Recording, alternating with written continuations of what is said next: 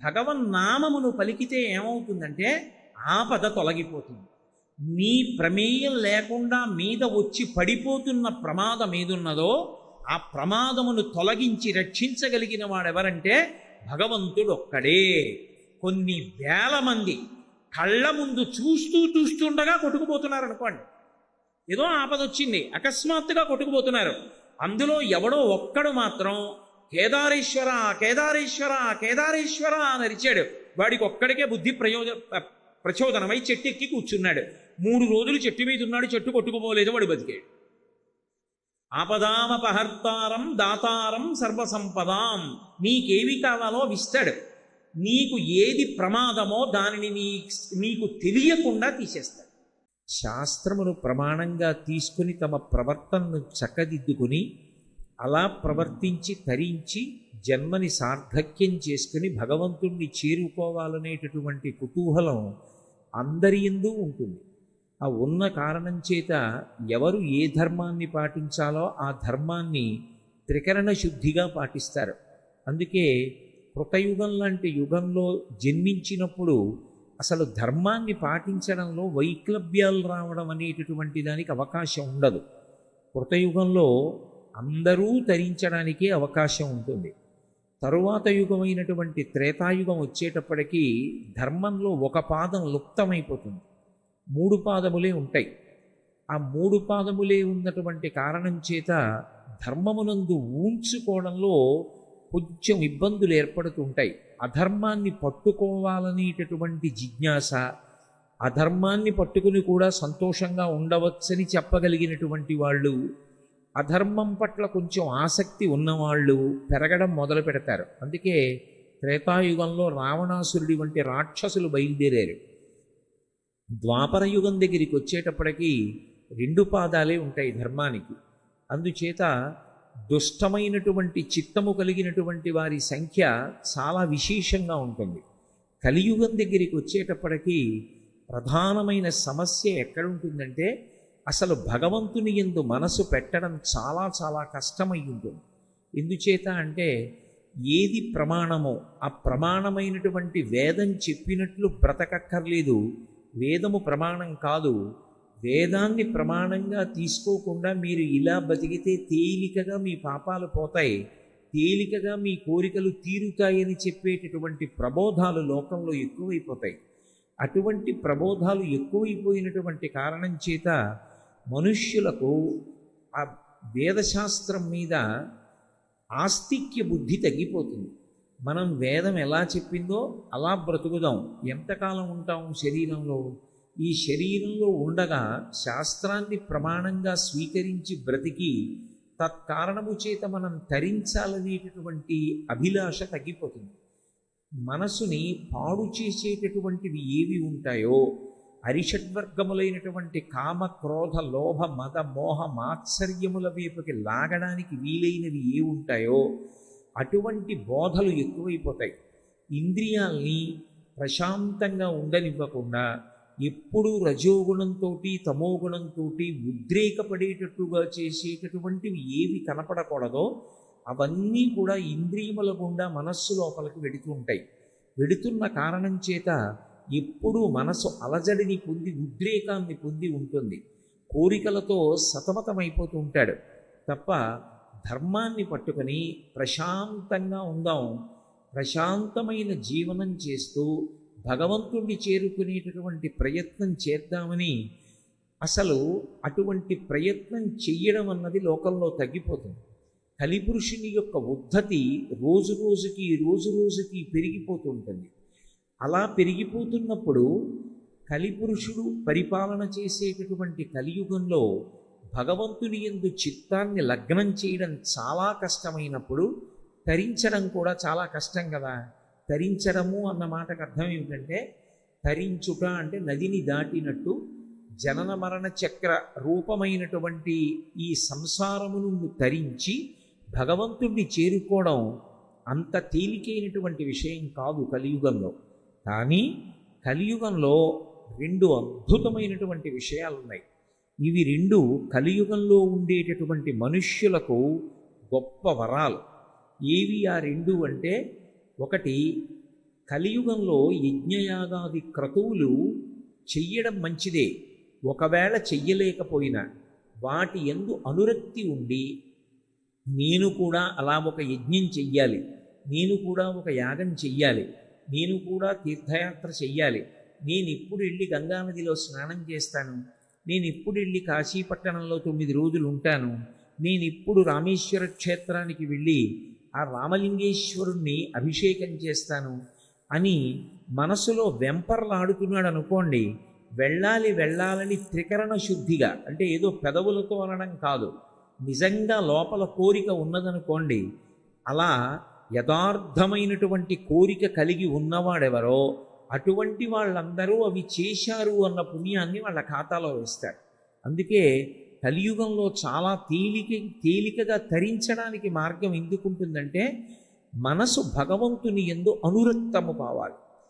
నాకు ఏదో ఈ ఋతువు ఉందనుకోండి, అబ్బా రాత్రి 9:30, 10 గంటలకో వెళ్ళి ఇన్ని బుట్టతో మల్లెపూలు తెచ్చుకొని రాత్రి 11 గంటలకో స్నానం చేసి ఏ శివాలయంలో అర్చక స్వామినో బ్రతిమాలుకుని, షట్కాలముల యందు శివపూజ ఉంది కాబట్టి అర్ధరాత్రి వేళ శివలింగానికి మల్లెపూలతో పూజ చేయించి, అన్ని మల్లెపూల మధ్య ఉన్న నా స్వామిని నేను ఎలా దర్శనం చేస్తాను అని అనుకున్నాడు అనుకోండి, నిజంగా తను ఒక శివాలయం తలుపులు తెరిపించి అర్ధరాత్రి వేళ మల్లెపూలతో సహస్రనామార్చన చేయించలేదు, కానీ త్రికరణ శుద్ధిగా కోరుకున్నాడు ఆ మల్లెపూల వంక చూసినప్పుడు. అలా అతను మనసులో సంకల్పం చెయ్యగానే అతను అలా శివలింగాన్ని ఒక రాత్రి వేళ మల్లెపూలతో పూజించాడు అని అతని ఖాతాలో వేస్తాడు. అందుకే వ్యాస భగవానుడు నదీ తీరానికి వెళ్ళి స్నానం చేసి ఆ నదీ తీరానికి వచ్చి బట్ట మార్చుకుని పరమ సంతోషంతో 2 చేతులెత్తి 3 మార్లు అరిచాడు, కలిస్సాధుః కలిస్సాధుః కలిస్సాధుః అన్నాడు. కలియుగం అత్యంత పవిత్రమైనటువంటి కాలం. కలియుగంలో తరించడం తేలికే అని 3 మాటలు అరిచాడు. తెల్లబోయి శిష్యులందరూ వెళ్ళి, కలియుగంలో ఎవరికి మనసు భగవంతుడి దగ్గర పెట్టడం అంత తేలిక కాదు కదా, అటువంటప్పుడు కలిస్సాధుః అని 3 మాటలు ఎందుకు అరిచారని అడిగారు. అడిగితే అప్పుడు వ్యాస భగవానుడు ఈ మాట చెప్పాడు, ఎవరు కలియుగంలో భగవంతుని యందు మనసు పెడతారో, పెట్టి భగవంతుడికి ఇలా పూజ చేద్దామని కానీ, ఇలా తీర్థయాత్ర చేద్దామని కానీ, ఇలా నదీ స్నానం చేద్దామని కానీ త్రికరణ శుద్ధిగా సంకల్పం చేసినంత మాత్రం చేత వాడు ఆ పుణ్యకార్యాన్ని చేశాడు అని వాడి ఖాతాలో వేస్తారు.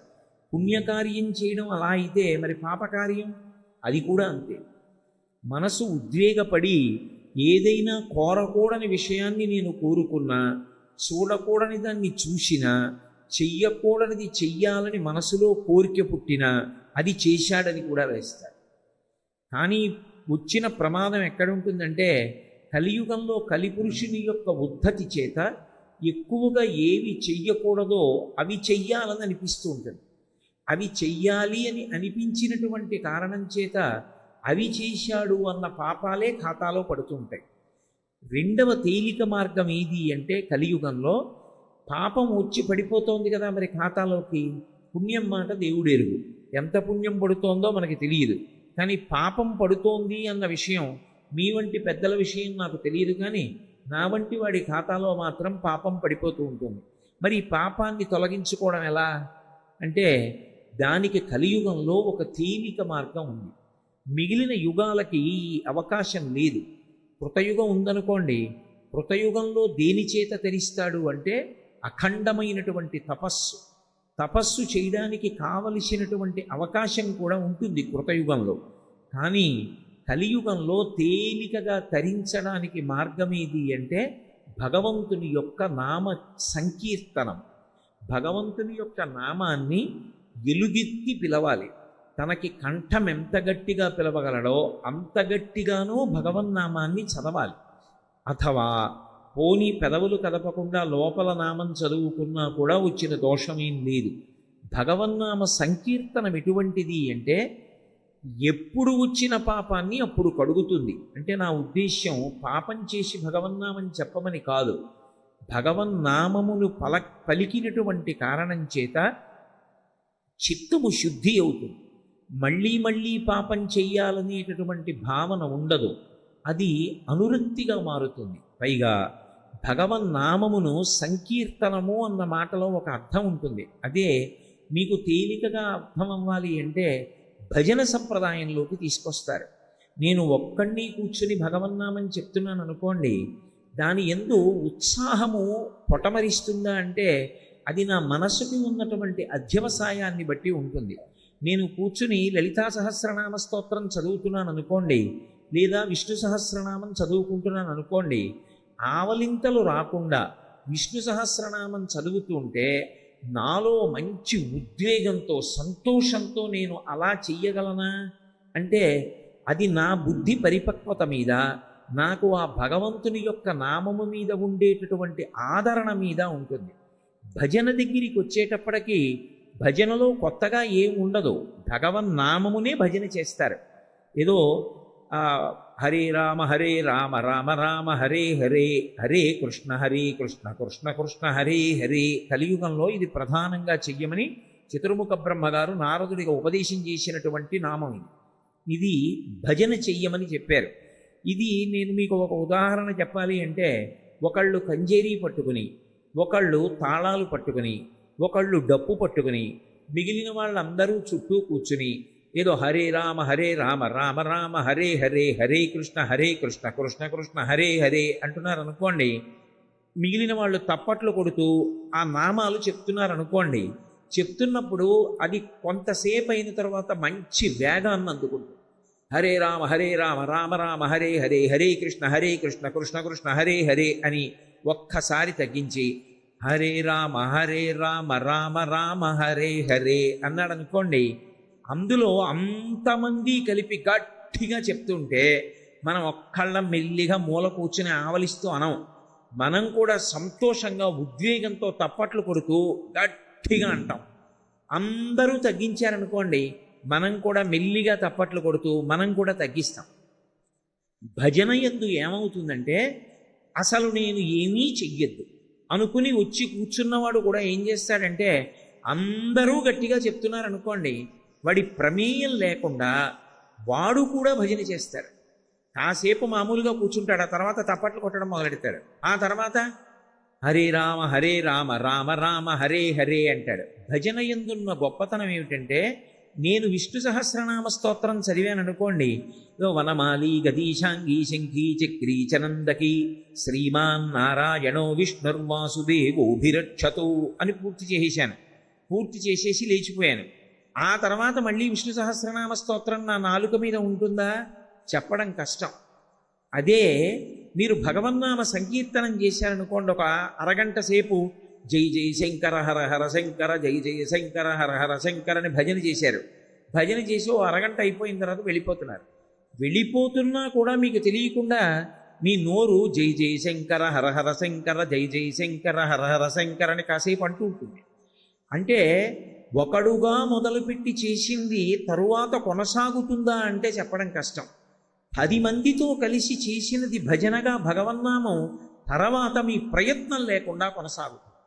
తర్వాత భజనకు ఉండేటటువంటి గొప్ప లక్షణం ఏమిటంటే, ఒక్కడిని కూర్చుని ప్రతిరోజు 6 అయ్యేటప్పటికీ విష్ణు సహస్రం చదువుతాను అన్నాను అనుకోండి. 6 అయ్యేటప్పటికీ నేను కూర్చుందాం అంటే ఏదో పని జ్ఞాపకానికి వచ్చింది అనుకోండి, ఇవాళకి మానేద్దాంలే అనిపిస్తుంది. అదే భజన చేయడానికి వెడదాం అన్నాను అనుకోండి, అదో సంతోషంగా ఉంటుంది. ఇవాళ శుక్రవారం అమ్మవారి మీద భజన, శనివారం ఏదో గోవిందనామాలతో వెంకటరమణుడి మీద భజన, ఇవాళ సోమవారం శివనామాలతో భజన. వెళ్ళి చక్కగా కూర్చుని కాసేపు ఆ భజన చేసుకుని రావడంలో మనసులో ఒక గొప్ప శాంతి ఉంటుంది. 2, మనకి తెలియకుండానే నాడీ వ్యవస్థ అంతా కూడా విశేషంగా బలపడుతుంది భజన సంప్రదాయంలో. ఎందుకని అంటే 2 చేతులు తప్పట్లు కొట్టినప్పుడు చెయ్యి గట్టిగా తాకుతుంది. తాకడం ఏదో అర్థం లేకుండా తగలదు. ఒకే రకమైనటువంటి స్థితిలో, అంటే ఒక విరామంతో, ఒక పద్ధతిలో చేతులు 2 తగులుతున్న కారణం చేత అదే సమయంలో భగవన్నామం నోటి వెంట వచ్చి ఒక గొప్ప ఆనందం ఉద్భుతమవుతూ ఉంటుంది. కాబట్టి నాడీ మండలం అంతా కూడా తేజోవంతమవుతుంది. నాడీమండలం అంత తేజోవంతమైతే ఆ తేజోవంతమైనటువంటి నాడీ వ్యవస్థ ఆరోగ్యమునకు కారణమవుతుంది. పైగా ఒక విష్ణు సహస్రనామ స్తోత్రాన్ని అందరూ చదవండి అన్నాను అనుకోండి, బ్రహ్మణ్యో బ్రహ్మకృత్ బ్రహ్మీ బ్రహ్మ బ్రహ్మ అని ఏదో నామం చెప్పండి అన్నాను అనుకోండి, అక్కడికి వచ్చేటప్పటికి ఏమో మాకు నోరు తిరగదండి అని కొంతమంది ఆ శ్లోకం దగ్గర ఆగిపోవచ్చు. లేదా యజ్ఞో యజ్ఞపతిర్యజ్వా యజ్ఞాంగో యజ్ఞవాహన యజ్ఞభృత్యజ్ఞకృత్యజ్ఞీ యజ్ఞభుక్ యజ్ఞ సాధన అనమన్నాను అనుకోండి, ఉచ్చారణ యందు దోషాలు రావచ్చు. కానీ మనకి పరమేశ్వరుని యొక్క కృపా విశేషం చేత 2 అక్షరములతో ఉన్నటువంటి భగవన్నామములు ఏ ఒత్తులు లేకుండా ఉన్నటువంటివి 2 ఉన్నాయి. ఒకటి రామనామము, రెండవది శివనామము. శివ చాలా తేలిక, రామ చాలా తేలిక. ఈ 2 నామాలు పలకడానికి నాకు ఎలాగండి చాలా కష్టం, నా నోరు ఎలా తిరుగుతుందండి అని అనవలసినటువంటి అవసరం ఉండదు.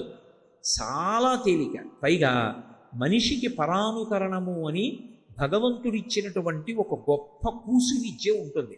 పరానుకరణము అంటే అది పసితనం నుంచి వచ్చేస్తుంది. పెద్దవాళ్ళు ఏం చేస్తున్నారో పిల్లలు అదే చేస్తారు.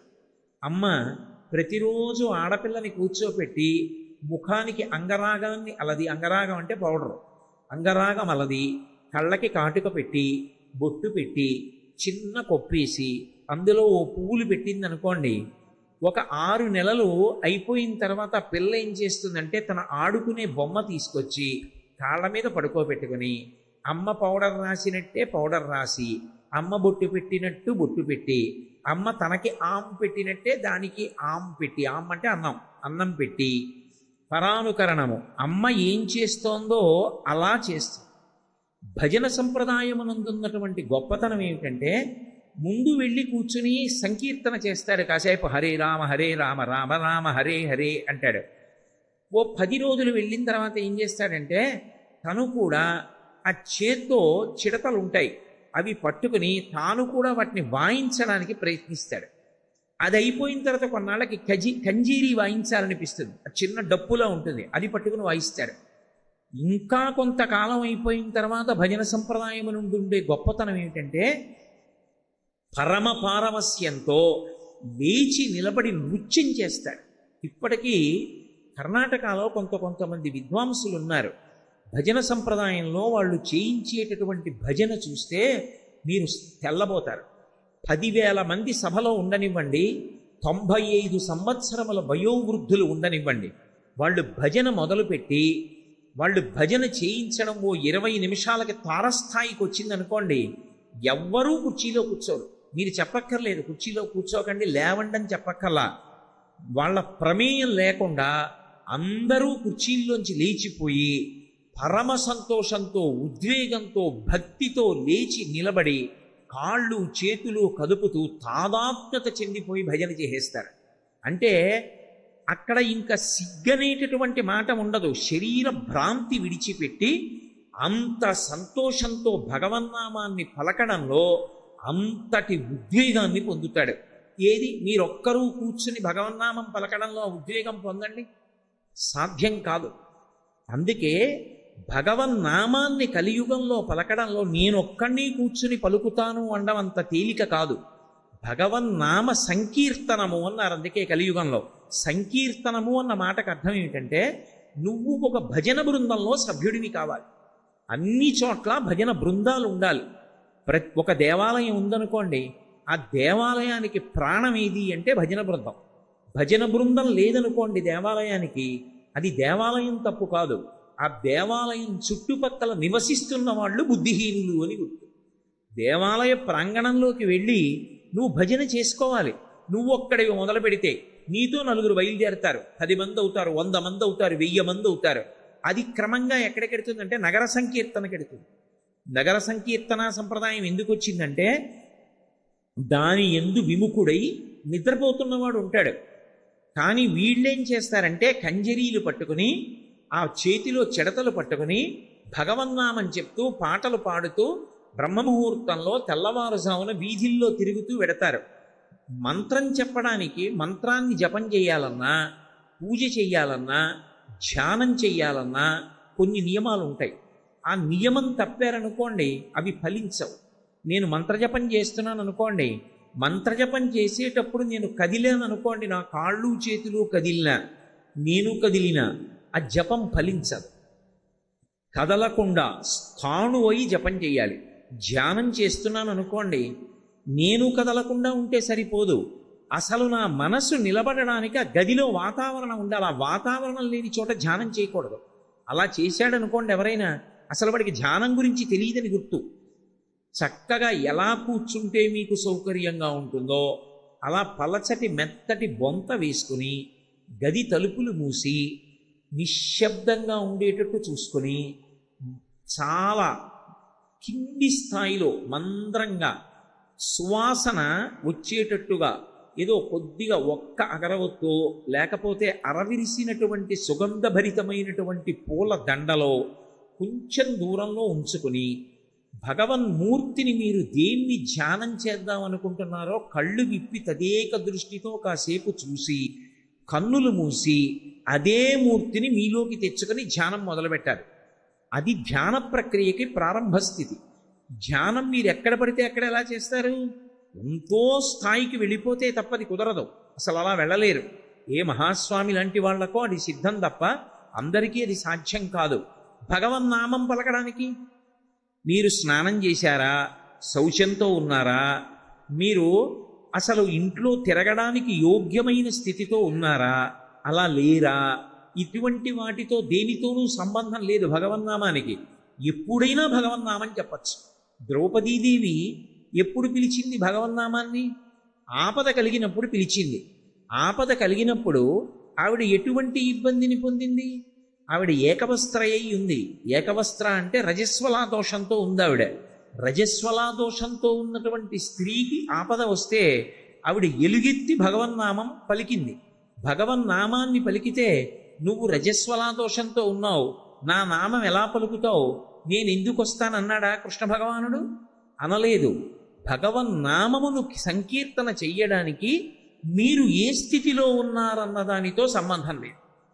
కానీ అది అలవాటు పడిందనుకోండి, ఆ సంకీర్తన చేయడంలో దానికో సంతోషం అలవాటు అయిపోయిందనుకోండి, అది పైకి ఏ విధమైనటువంటి డాంబికం అక్కర్లేదు. కేవలం ఒక తనలో తాను రమించిపోతూ ఎప్పుడూ లోపల సంకీర్తన చేస్తూ ఉంటుంది. ఆ సంకీర్తన చేయడం అనేటటువంటిది దేని కింద మారిపోతుందంటే, మీకు బాహ్యంలో కలిగినటువంటి నిప్పిని మరిచిపోవడానికి అది కారణమవుతుంది. నేను మీతో ఒక ఉదాహరణ చెప్పాలంటే, నేను ఏదో ఒక తడిబట్ట పిండి దండం మీద ఆరేశాను. ఆరేసి గభాలన వెనక్కి తిరిగాను. తిరగడంలో తలుపు వచ్చి నా మోచేతికి కొట్టుకుంది. చెయ్యి తిమ్మిరిక్కిపోయింది.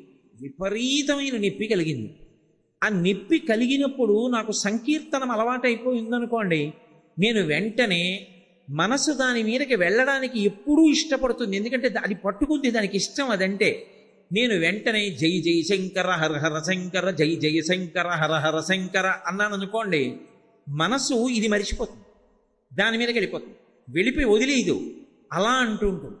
అలా అంటూ ఉండగా చిన్న విషయం చాలు, ఏదో నొప్పి తగ్గడానికి పైపూతగా వాడవలసిన ఔషధం ఏదుందో దాన్ని నువ్వు రాసుకుంటూ కూడా జై జై శంకర హర హర శంకర, జై జై శంకర హర హర శంకర అంటూ నువ్వు ఔషధాన్ని చర్మం మీద రాసుకోవచ్చు.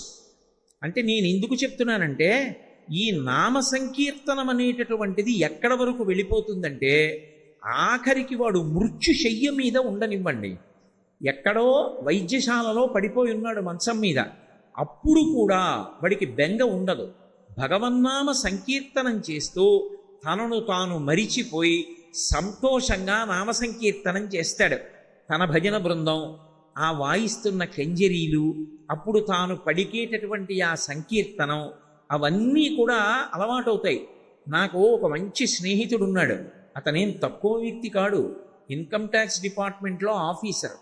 కానీ అతను ఒక భజన బృందం దగ్గర కూర్చుని చిడతలు చేత్తో పట్టుకుని వాయించడం మొదలుపెట్టాడంటే, నామ సంకీర్తనం ఎలా అవుతోందో అలాగే వాయిస్తాడు, అంత అందంగా వాయిస్తాడు. నేను ఎప్పుడు చూస్తూ ఉంటాను. నాకు అతన్ని చూసి, అరే నా స్నేహితుడు ఇంత బాగా వాయిస్తున్నాడు రా సంకీర్తనలో, నేను వాయించలేకపోతున్నాను, ఎప్పుడు నేను చేయలేదని నేను తీసుకుని అప్పుడప్పుడు వాయిస్తాను. కానీ అతనిలా నేను వాయించలేను. అతను అంత బాగా వాయిస్తాడు. ఎన్ని గంటలైనా సరే అర్ధనిమీలిత నేత్రాలతో పొంగిపోతూ నోటితో మౌనంగా నామం అంటూ చక చక చక చక చక చక చక చక అవి వాయిస్తూ ఎంత సంతోషపడిపోతూ ఉంటాడో. చాలు, అతను పొందిన స్థితి నేను పొందలేకపోయాను. అందుకే నామాన్ని నామంగా ప్రచారం చేయలేదు పెద్దలు. ఈ దేశంలో నామ సంకీర్తనకి ప్రప్రథముడు ఎవరు అంటే నిజానికి వంగదేశంలో జన్మించినటువంటి గీత గోవిందకర్త అయినటువంటి జయదేవుడు.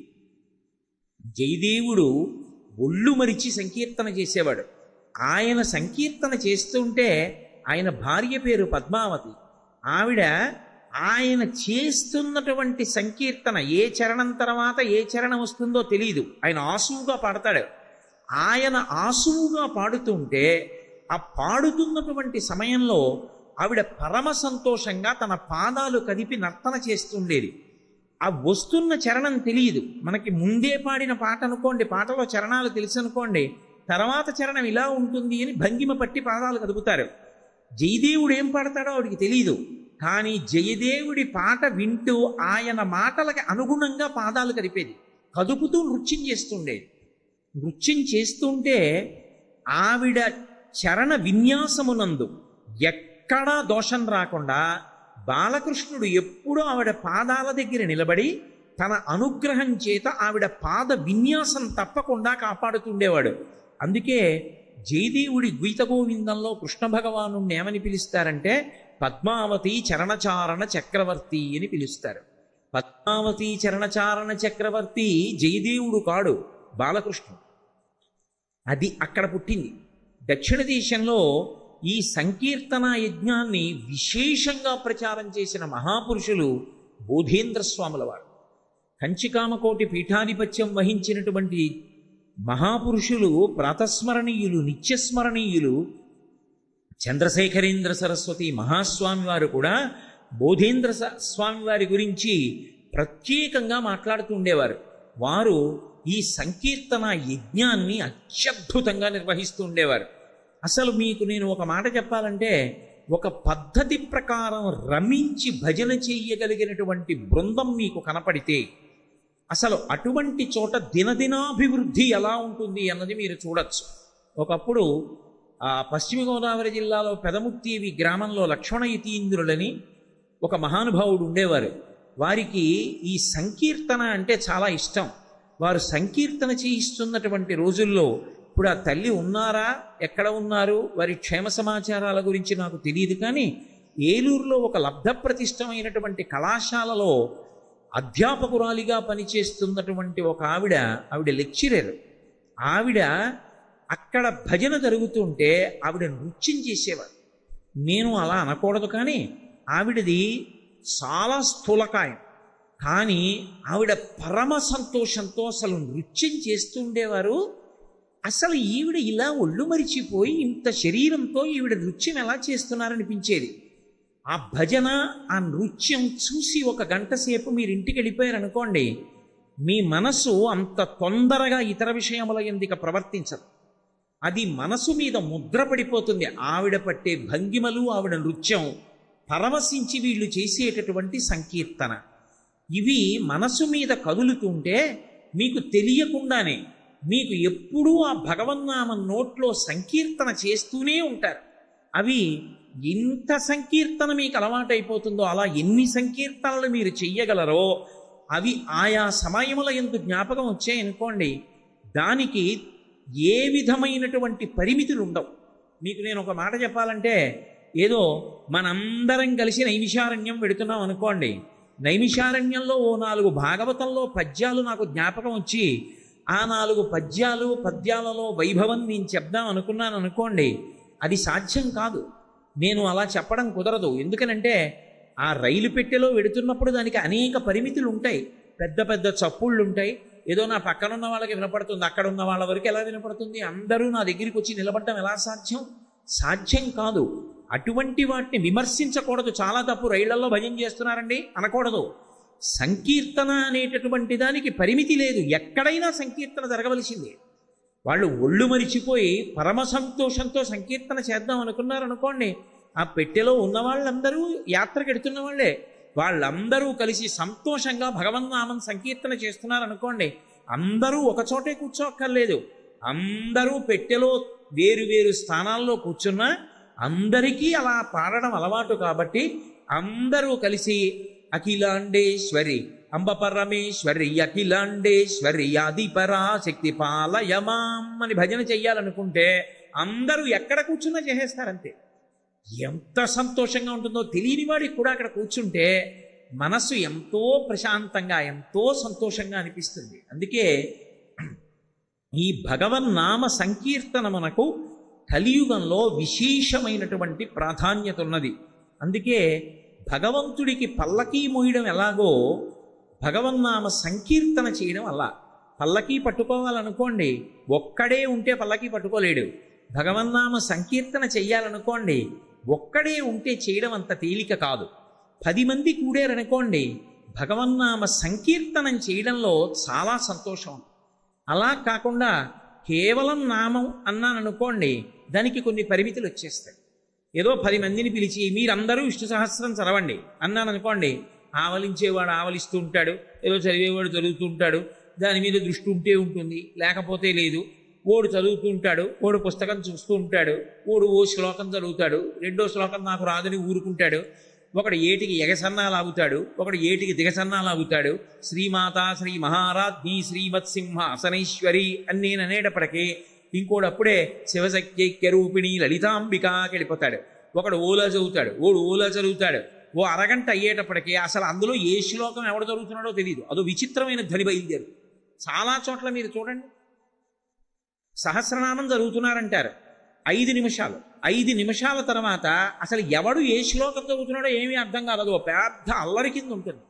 అదే భగవన్నామ సంకీర్తన మొదలుపెట్టండి, అటు ఇటు వెళ్ళిపోయిన వాళ్ళు కూడా ఎవరి ప్రమేయం లేకుండా గాడిలో పడిపోతారు. పడిపోయి అందరూ ఏకకంఠంతో చేస్తారు. అప్పుడు రోమాంచితమై ఎంత సంతోషంగా ఉంటుందో. కలియుగంలో భగవన్నామ సంకీర్తన మనకు అంత ప్రాధాన్యత ఉంది. భగవన్నామాన్ని పలకడం అలవాటైందనుకోండి, నాలుకకు ఆ నామం పలకడం అలవాటు. ఏదో ఏ పని చేస్తున్నా, ఏదో ఆవలింత వచ్చిందనుకోండి, ఓసారి భగవన్నామని చెప్తాడు. ఆఖరికి తలుపు సందులో వేలు పడిందనుకోండి, అప్పుడు కూడా భగవన్నామని చెప్తాడు. భగవన్నామం చెప్పడంలో అంత సంతోషం ఉంటుంది. అయితే నామమునందు ఒక పెద్ద విశేషం ఉంటుంది. ఇప్పుడు నాకు ఒక పేరుంది, నన్ను కోటేశ్వరరావు అని పిలుస్తూ ఉంటారు. మీరు నన్ను కోటేశ్వరరావు గారు అని పిలిచారనుకోండి, సభ నడుస్తుండగా అక్కడ నిలబడి గట్టిగా నేను వెంటనే ఇలా తల తిప్పి చూస్తాను, ఎవర్రా అంత గట్టిగా పిలిచారు నన్ను అని. అదే కామేశ్వరరావు గారు అని పిలిచారనుకోండి, నేను తల తిప్పను, ఎవరినో పిలిచారనుకుంటాను. నాకు ఒక్కటే పేరు ఉంటుంది. మరి భగవంతుడికి ఒక్క పేరు ఉండదు, అనేక పేర్లు ఉంటాయి. మరి భగవంతుడికి అన్ని పేర్లు ఎందుకు, మనకు ఒక్కటే పేరు ఎందుకు అంటే, మనది వ్యావహారికము అంటారు.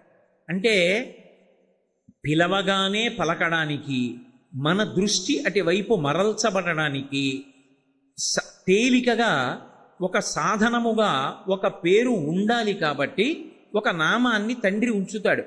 ఆ నామకరణం చేసినప్పుడు ఆ పేరు పెడతారు. ఆ పేరు పెట్టినప్పుడు ఆ పేరుతో పిలిస్తే పలకడం వాడికి అలవాటైపోతుంది. ముందు చంటి పిల్లవాడికి ఏం తెలిసేది వాడి పేరని వాడికి తెలియదు. కొన్నాళ్ళు పోయిన తర్వాత ముందు కార్తికేయ శర్మ అన్నారనుకోండి, వాడేం పలకడేటో తిరిగి వెళ్ళిపోతుంటాడు. కార్తికేయ శర్మ ఎవడో వాడికే తెలియదు, నేనేనని వాడికి తెలియదు. కొన్నాళ్ళు అయిపోయింది అనుకోండి, వాడికి ఓ ఏడాది వచ్చింది అనుకోండి, కార్తికేయ శర్మ అన్నారనుకోండి, వాడు వెనక్కి తిరిగి ఊ అంటాడు. అంటే వాడికి అర్థమైపోయింది, ఓ ఇది నా పేరు అని వాడికి తెలిసింది. భగవంతుణ్ణి మీరొక్కటి ఆలోచించండి, ఆయనకి ఒక పేరు కాదు, ఎన్ని పేర్లు అంటే 1000 అనకూడదు, సహస్రం అంటే అనంతము అని. అనంతమైన నామములుంటే ఆ నామాలు పెట్టి పిలిచినప్పుడు ఏ పేరు పెట్టి పిలిస్తే నా పేరు పెట్టి పిలుస్తున్నారని ఆయన పలకడం తేలికవుతుంది. అసలు అన్ని నామాలు ఎందుకు? నాకున్నట్టే ఆయనకి ఒక్క పేరుంటే సరిపోదా? ఒక్క పేరుతో భగవంతుడిని పిలిచారనుకోండి, ఆ పేరు పెట్టి పిలిచామనుకోండి, ఆయనకి సౌలభ్యం మనకి సౌలభ్యం. ఎందుకని పేర్లు అసలు భగవంతుడికి? ఇక్కడ తేడా ఎందుకు వస్తోంది అన్నది బాగా అర్థం చేసుకోవాలి. అసలు ఆ అర్థం చేసుకోవడం వస్తే తప్ప భగవన్నామమునందు రుచి పుట్టదు. మీరు ఒకటి ఆలోచించండి. ఏదో కూర తీసుకొచ్చి వేస్తారు, పప్పు తీసుకొచ్చి వేస్తారు, పచ్చడి వేస్తారు, పాయసం వేస్తారు, పులిహార వేస్తారు. ఇది అన్నిటిలోకి చాలా బాగుంది అని ఇంకొంచెం వెయ్యండి అంటారు. ఎప్పుడు అంటారు?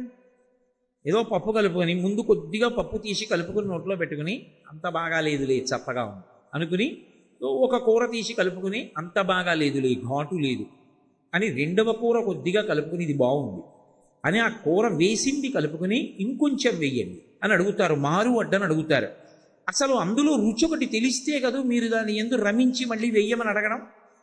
భగవన్నామమునందు రుచి తెలిస్తే నామము పలుకుతుంది. నాలుక రుచి తెలిస్తే మారువడ్డని అడిగినట్టు భగవన్నామము యొక్క రుచిని మనసు తెలుసుకుంటే భగవన్నామమును పలకడానికి నాలుక సంతోషంగా ముందుకొస్తుంది.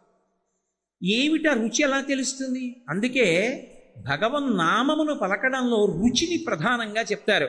శ్రీరామ నీ నామం ఎంత రుచిరా, ఎంత రుచి ఎంత రుచి ఎంత రుచిరా, పాలు మీగడల కన్నా పంచదార తేనెల కన్నా శ్రీరామ నీ నామం ఎంత రుచిరా అంటారు. అంటే దాని ఉద్దేశ్యం శ్రీరామనామానికి కూడా ఏదో రుచి ఉందని, దాన్ని కూడా కూర వండుకోవచ్చని దాని అర్థం కాదు. శ్రీరామనామమునకు ఉన్న వైభవం ఏమిటో నీకు అర్థమైతే అయ్య బాబోయ్ ఆ నామం పలకకుండా నేను ఎలా ఉండగలను అని మళ్ళీ నేను ఆ నామం వదిలిపెట్టలేనని నువ్వు పట్టుకుంటావు. పట్టుకున్నప్పుడు నాలుక దాన్ని పలుకుతూ ఉంటుంది. ఇంత అదృష్టమా, అది అనకుండా నేను ఎలా ఉంటానురా అని ఆ నామాన్ని పలుకుతావు. అలా పలకడానికి తగినటువంటి అనురక్తి ఎందుకు కలుగుతుంది అంటే ఆ నామము యొక్క వైభవాన్ని విచారణ చెయ్యడం చేత కలుగుతుంది.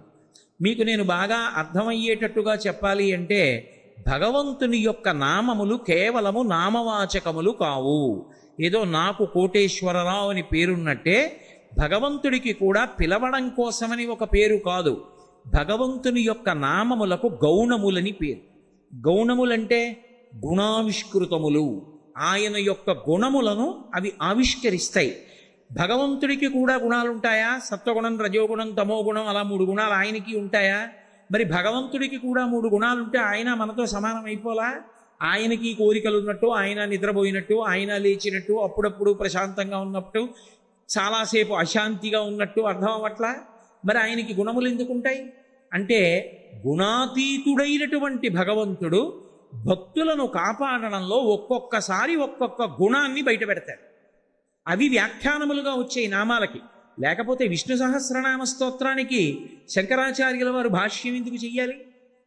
అవి కేవలం పేర్లు అనుకోండి. కోటేశ్వరరావు ఈ పేరు నీకు ఎందుకు వచ్చిందయా అని అడిగారు అనుకోండి.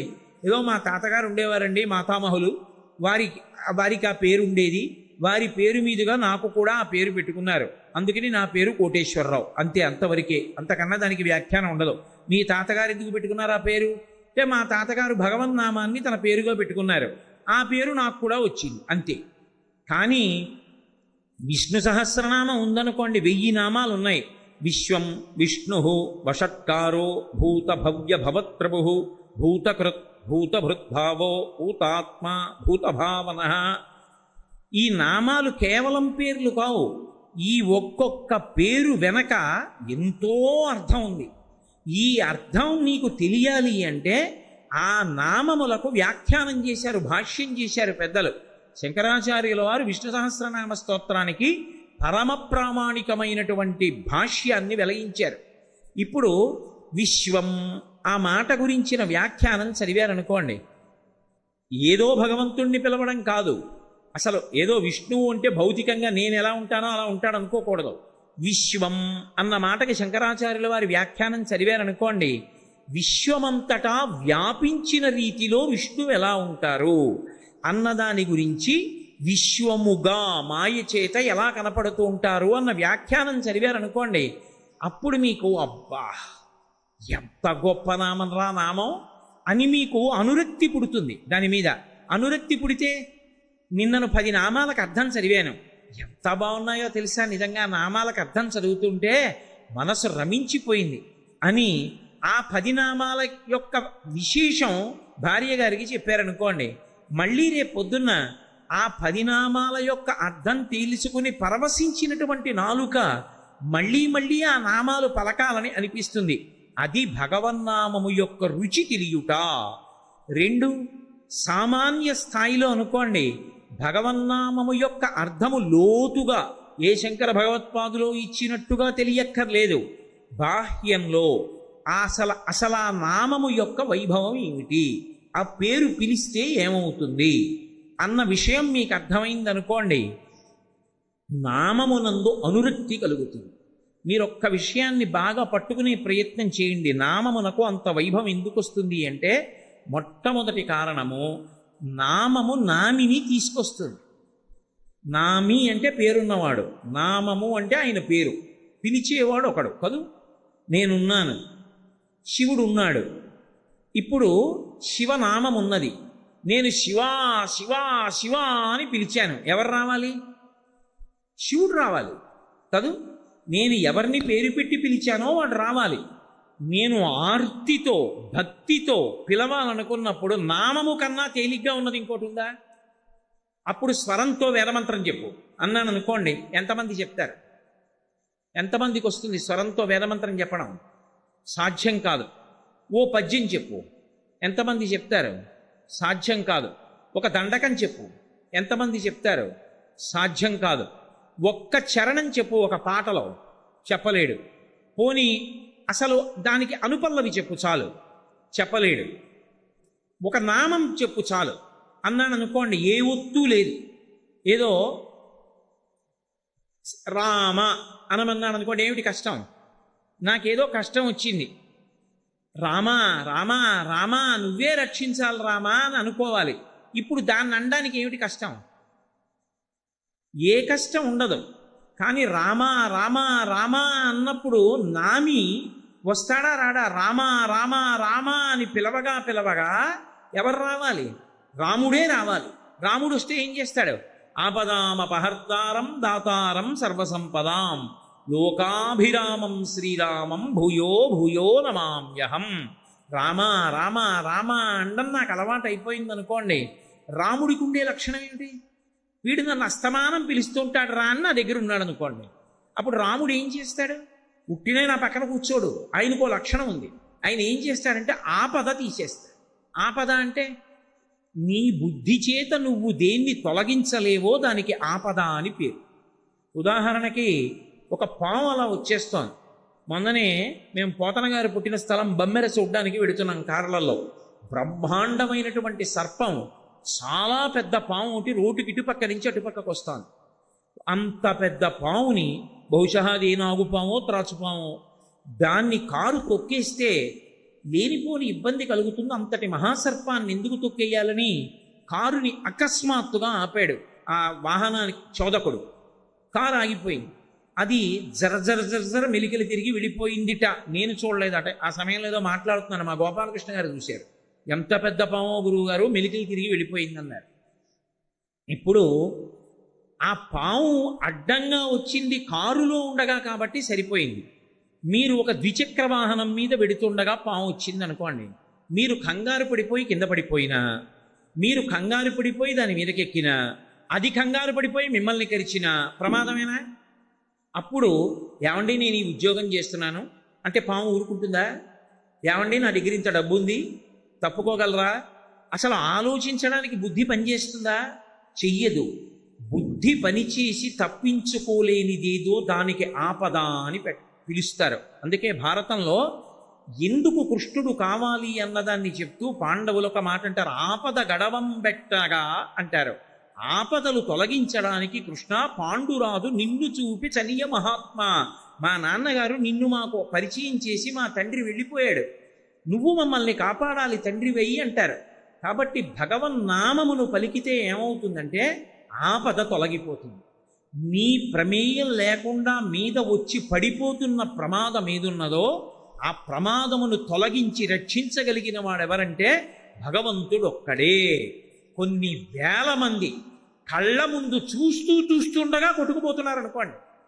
ఏదో ఆపద వచ్చింది, అకస్మాత్తుగా కొట్టుకుపోతున్నారు. అందులో ఎవడో ఒక్కడు మాత్రం కేదారేశ్వర కేదారేశ్వర కేదారేశ్వర అని అరిచాడు. వాడికి ఒక్కడికే బుద్ధి ప్రచోదనమై చెట్టు ఎక్కి కూర్చున్నాడు. 3 రోజులు చెట్టు మీద ఉన్నాడు, చెట్టు కొట్టుకుపోలేదు, వాడు బతికాడు. ఆపదామపహర్తారం దాతారం సర్వసంపదాం. నీకేవి కావాలో విస్తాడు. నీకు ఏది ప్రమాదమో దానిని నీకు తెలియకుండా తీసేస్తాడు. అసలు నీకు తెలియక్కర్లేదు కూడా నీకు ప్రమాదం తప్పిందని. ఆపదామపహర్తారం దాతారం సర్వసంపదాం లోకాభిరామం శ్రీరామం భూయో భూయో నమామ్యహం. లోకమునంతటినీ కూడా రమింప చెయ్యగలిగినటువంటి రాముడు ఉన్నాడే, ఆయనకి మళ్ళీ మళ్ళీ నమస్కరించుచున్నాను. ఇప్పుడు నామం ఏం చేసింది? నామిని తీసుకొచ్చింది.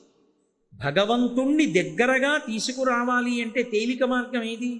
భగవన్నామమును భజించుటయే. ఎవరు ఇంట్లో భగవన్నామాన్ని ఎప్పుడూ పలుకుతూ ఉండడం అలవాటు చేసుకున్నారో అలాంటి వాళ్ళ ఇంట్లో ఎవరుంటాడు? భగవంతుడే ఉంటాడు. భగవంతుడే ఉన్న ఇంట ఆపదలు ఎందుకుంటాయి? ఉండవు. ఆ ఇంట అందరూ ప్రశాంతంగా ఉంటారు. అందుకే పూర్వం చూడండి, పల్లెటూళ్ళల్లో ఆ ఇంటి యజమానులు వాళ్ళు ఏమీ తెలియని అమాయకులైన రైతులైనా కూడా ఎప్పుడు భగవన్నామాన్ని పలుకుతూ ఉండేవారు. రామనామమో శివనామమో హరే రామ రామ రామ హరే హరే హరే కృష్ణ కృష్ణ కృష్ణ హరే హరేయో ఏదో ఒకటి పలుకుతుండేవారు. ఆఖరికి నా చిన్నతనంలో నాకు బాగా గుర్తు, ఎప్పుడైనా సరే శాలువా తీసుకొచ్చి ఒంటి మీద కప్పుకుంటే దాని అంచు మీద ఈ భగవన్నామాలు రాసేవారు. హరే రామ రామ రామ హరే హరే అనో, లేకపోతే శివ శివ శంకర శివ శివ శంకర శివ శివ శంకర అని రాసి ఉండేది. ఎందుకో తెలుసా? నేను కప్పు కూర్చున్నాను అనుకోండి, నా వెనకాల కూర్చున్నవాడు హరే రామ రామ రామ హరే హరే అని చదువుతాడు. ఎందుకని? అక్షరం జ్ఞానం ఉన్నవాడికి అది అలవాటు. నేను వచ్చి ఇలా కూర్చున్నాను అనుకోండి, ఇలా చూస్తే అక్కడ నిశ్శబ్దమును పాటించము అని ఒక బోర్డు ఉందనుకోండి, అక్షరాలు వచ్చు కాబట్టి నా ప్రమేయం లేకుండా అది చదువుతాను. నేను నా ఉత్తరీయం మీద అది ఉందనుకోండి, నేను ఎక్కడికెడితే ఉత్తరీయం వేసుకుంటానో చొక్కా బనియం తీసి పూజకి పెడితే, పూజకి వెళ్ళి నేను భగవన్నామాలు ఉన్నటువంటి ఉత్తరీయం కప్పుకున్నాను అనుకోండి, నా వెనక ఉన్నవాడికి అది ప్రయోజనం అవుతుంది. నా వెనక కూర్చున్నవాడు ఉత్తరీయం మీద చూసి శివ శివ శంకర శివ శివ శంకర శివ శివ శంకర హర హర శంకర అని చదువుతాడు.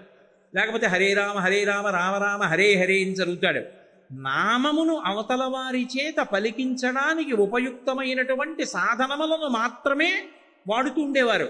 ఎక్కడ చూసినా భగవన్నామాన్ని చదవడానికి వీలైనటువంటి సంకీర్తనకి సంబంధించినటువంటి సూచనలతో కూడుకున్నటువంటి ఫలకాల్ని అమరుస్తూ ఉండేవారు. ఎందుకని అంటే అప్పుడు భగవన్నామాన్ని పలుకుతారని. నా చిన్నతనంలో నాకు బాగా గుర్తు, ఆఖరికి ప్రభుత్వ వాహనాలలో కూడా భగవన్నామమును స్మరించండి అని ఉండి హరే రామ రామ రామ హరే హరే లోపల రాసి ఉండేది. ఎక్కినవాడు ఏదో ఒకటి చదువుతూ ఉంటాడు కాబట్టి లోయలోకి వెళ్ళిపోవలసి ఉన్నా కూడా ఆ సమయానికి బ్రేకులు పట్టి బస్సు డ్రైవర్కి చాకచక్యం అబ్బి అందరూ సురక్షితంగా ఉండేవారు. కాబట్టి ఎక్కడ చూసినా నామం పలకడానికి అవకాశం కల్పించేవారు. ఇంట్లో ఉన్న వాళ్ళందరూ ఎప్పుడూ పెద్దలు నామం పలికేవారు. నామమును పలికితే నామి వస్తాడు. కోటేశ్వరరావు గారు అని పిలిస్తే ఏమండి ఒక్కసారి రండి అంటే నేను ఎలా వస్తానో అలా ఒక్కసారి రండని కూడా అనక్కర్లేదు. కోటేశ్వరారు కోటేశ్వరారు కోటేశ్వరారు అని అరిచారనుకోండి, నేనేం చేస్తాను? ఏమిటండి అలా పిలుస్తున్నారు అంటాను.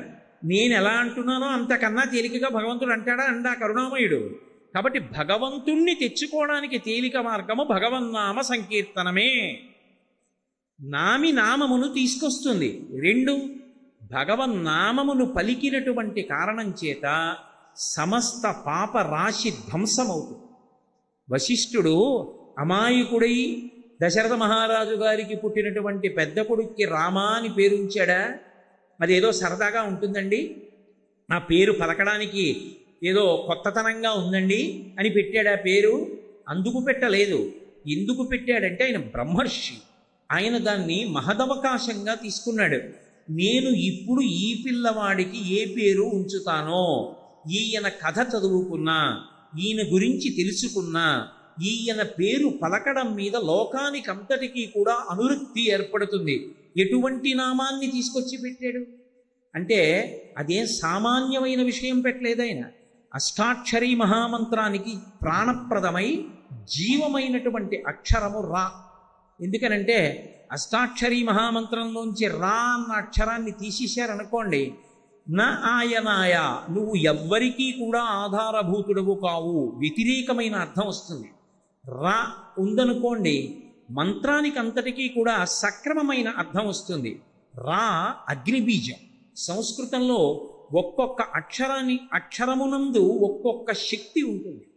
ఆ అక్షరాన్ని మీరు నాలుక మీద పలుకుతున్నారనుకోండి, అది విస్ఫోటనం అవుతుంది, పగులుతుంది. అది మీరు చూడండి, కొన్ని మాత్రలు ఉంటాయి, వాటిని నాలుక మీద పెట్టుకుంటే వెంటనే మంచినీళ్ళు అక్కర్లేదు, కరిగిపోయి లోపలికి వెళ్ళిపోతాయి.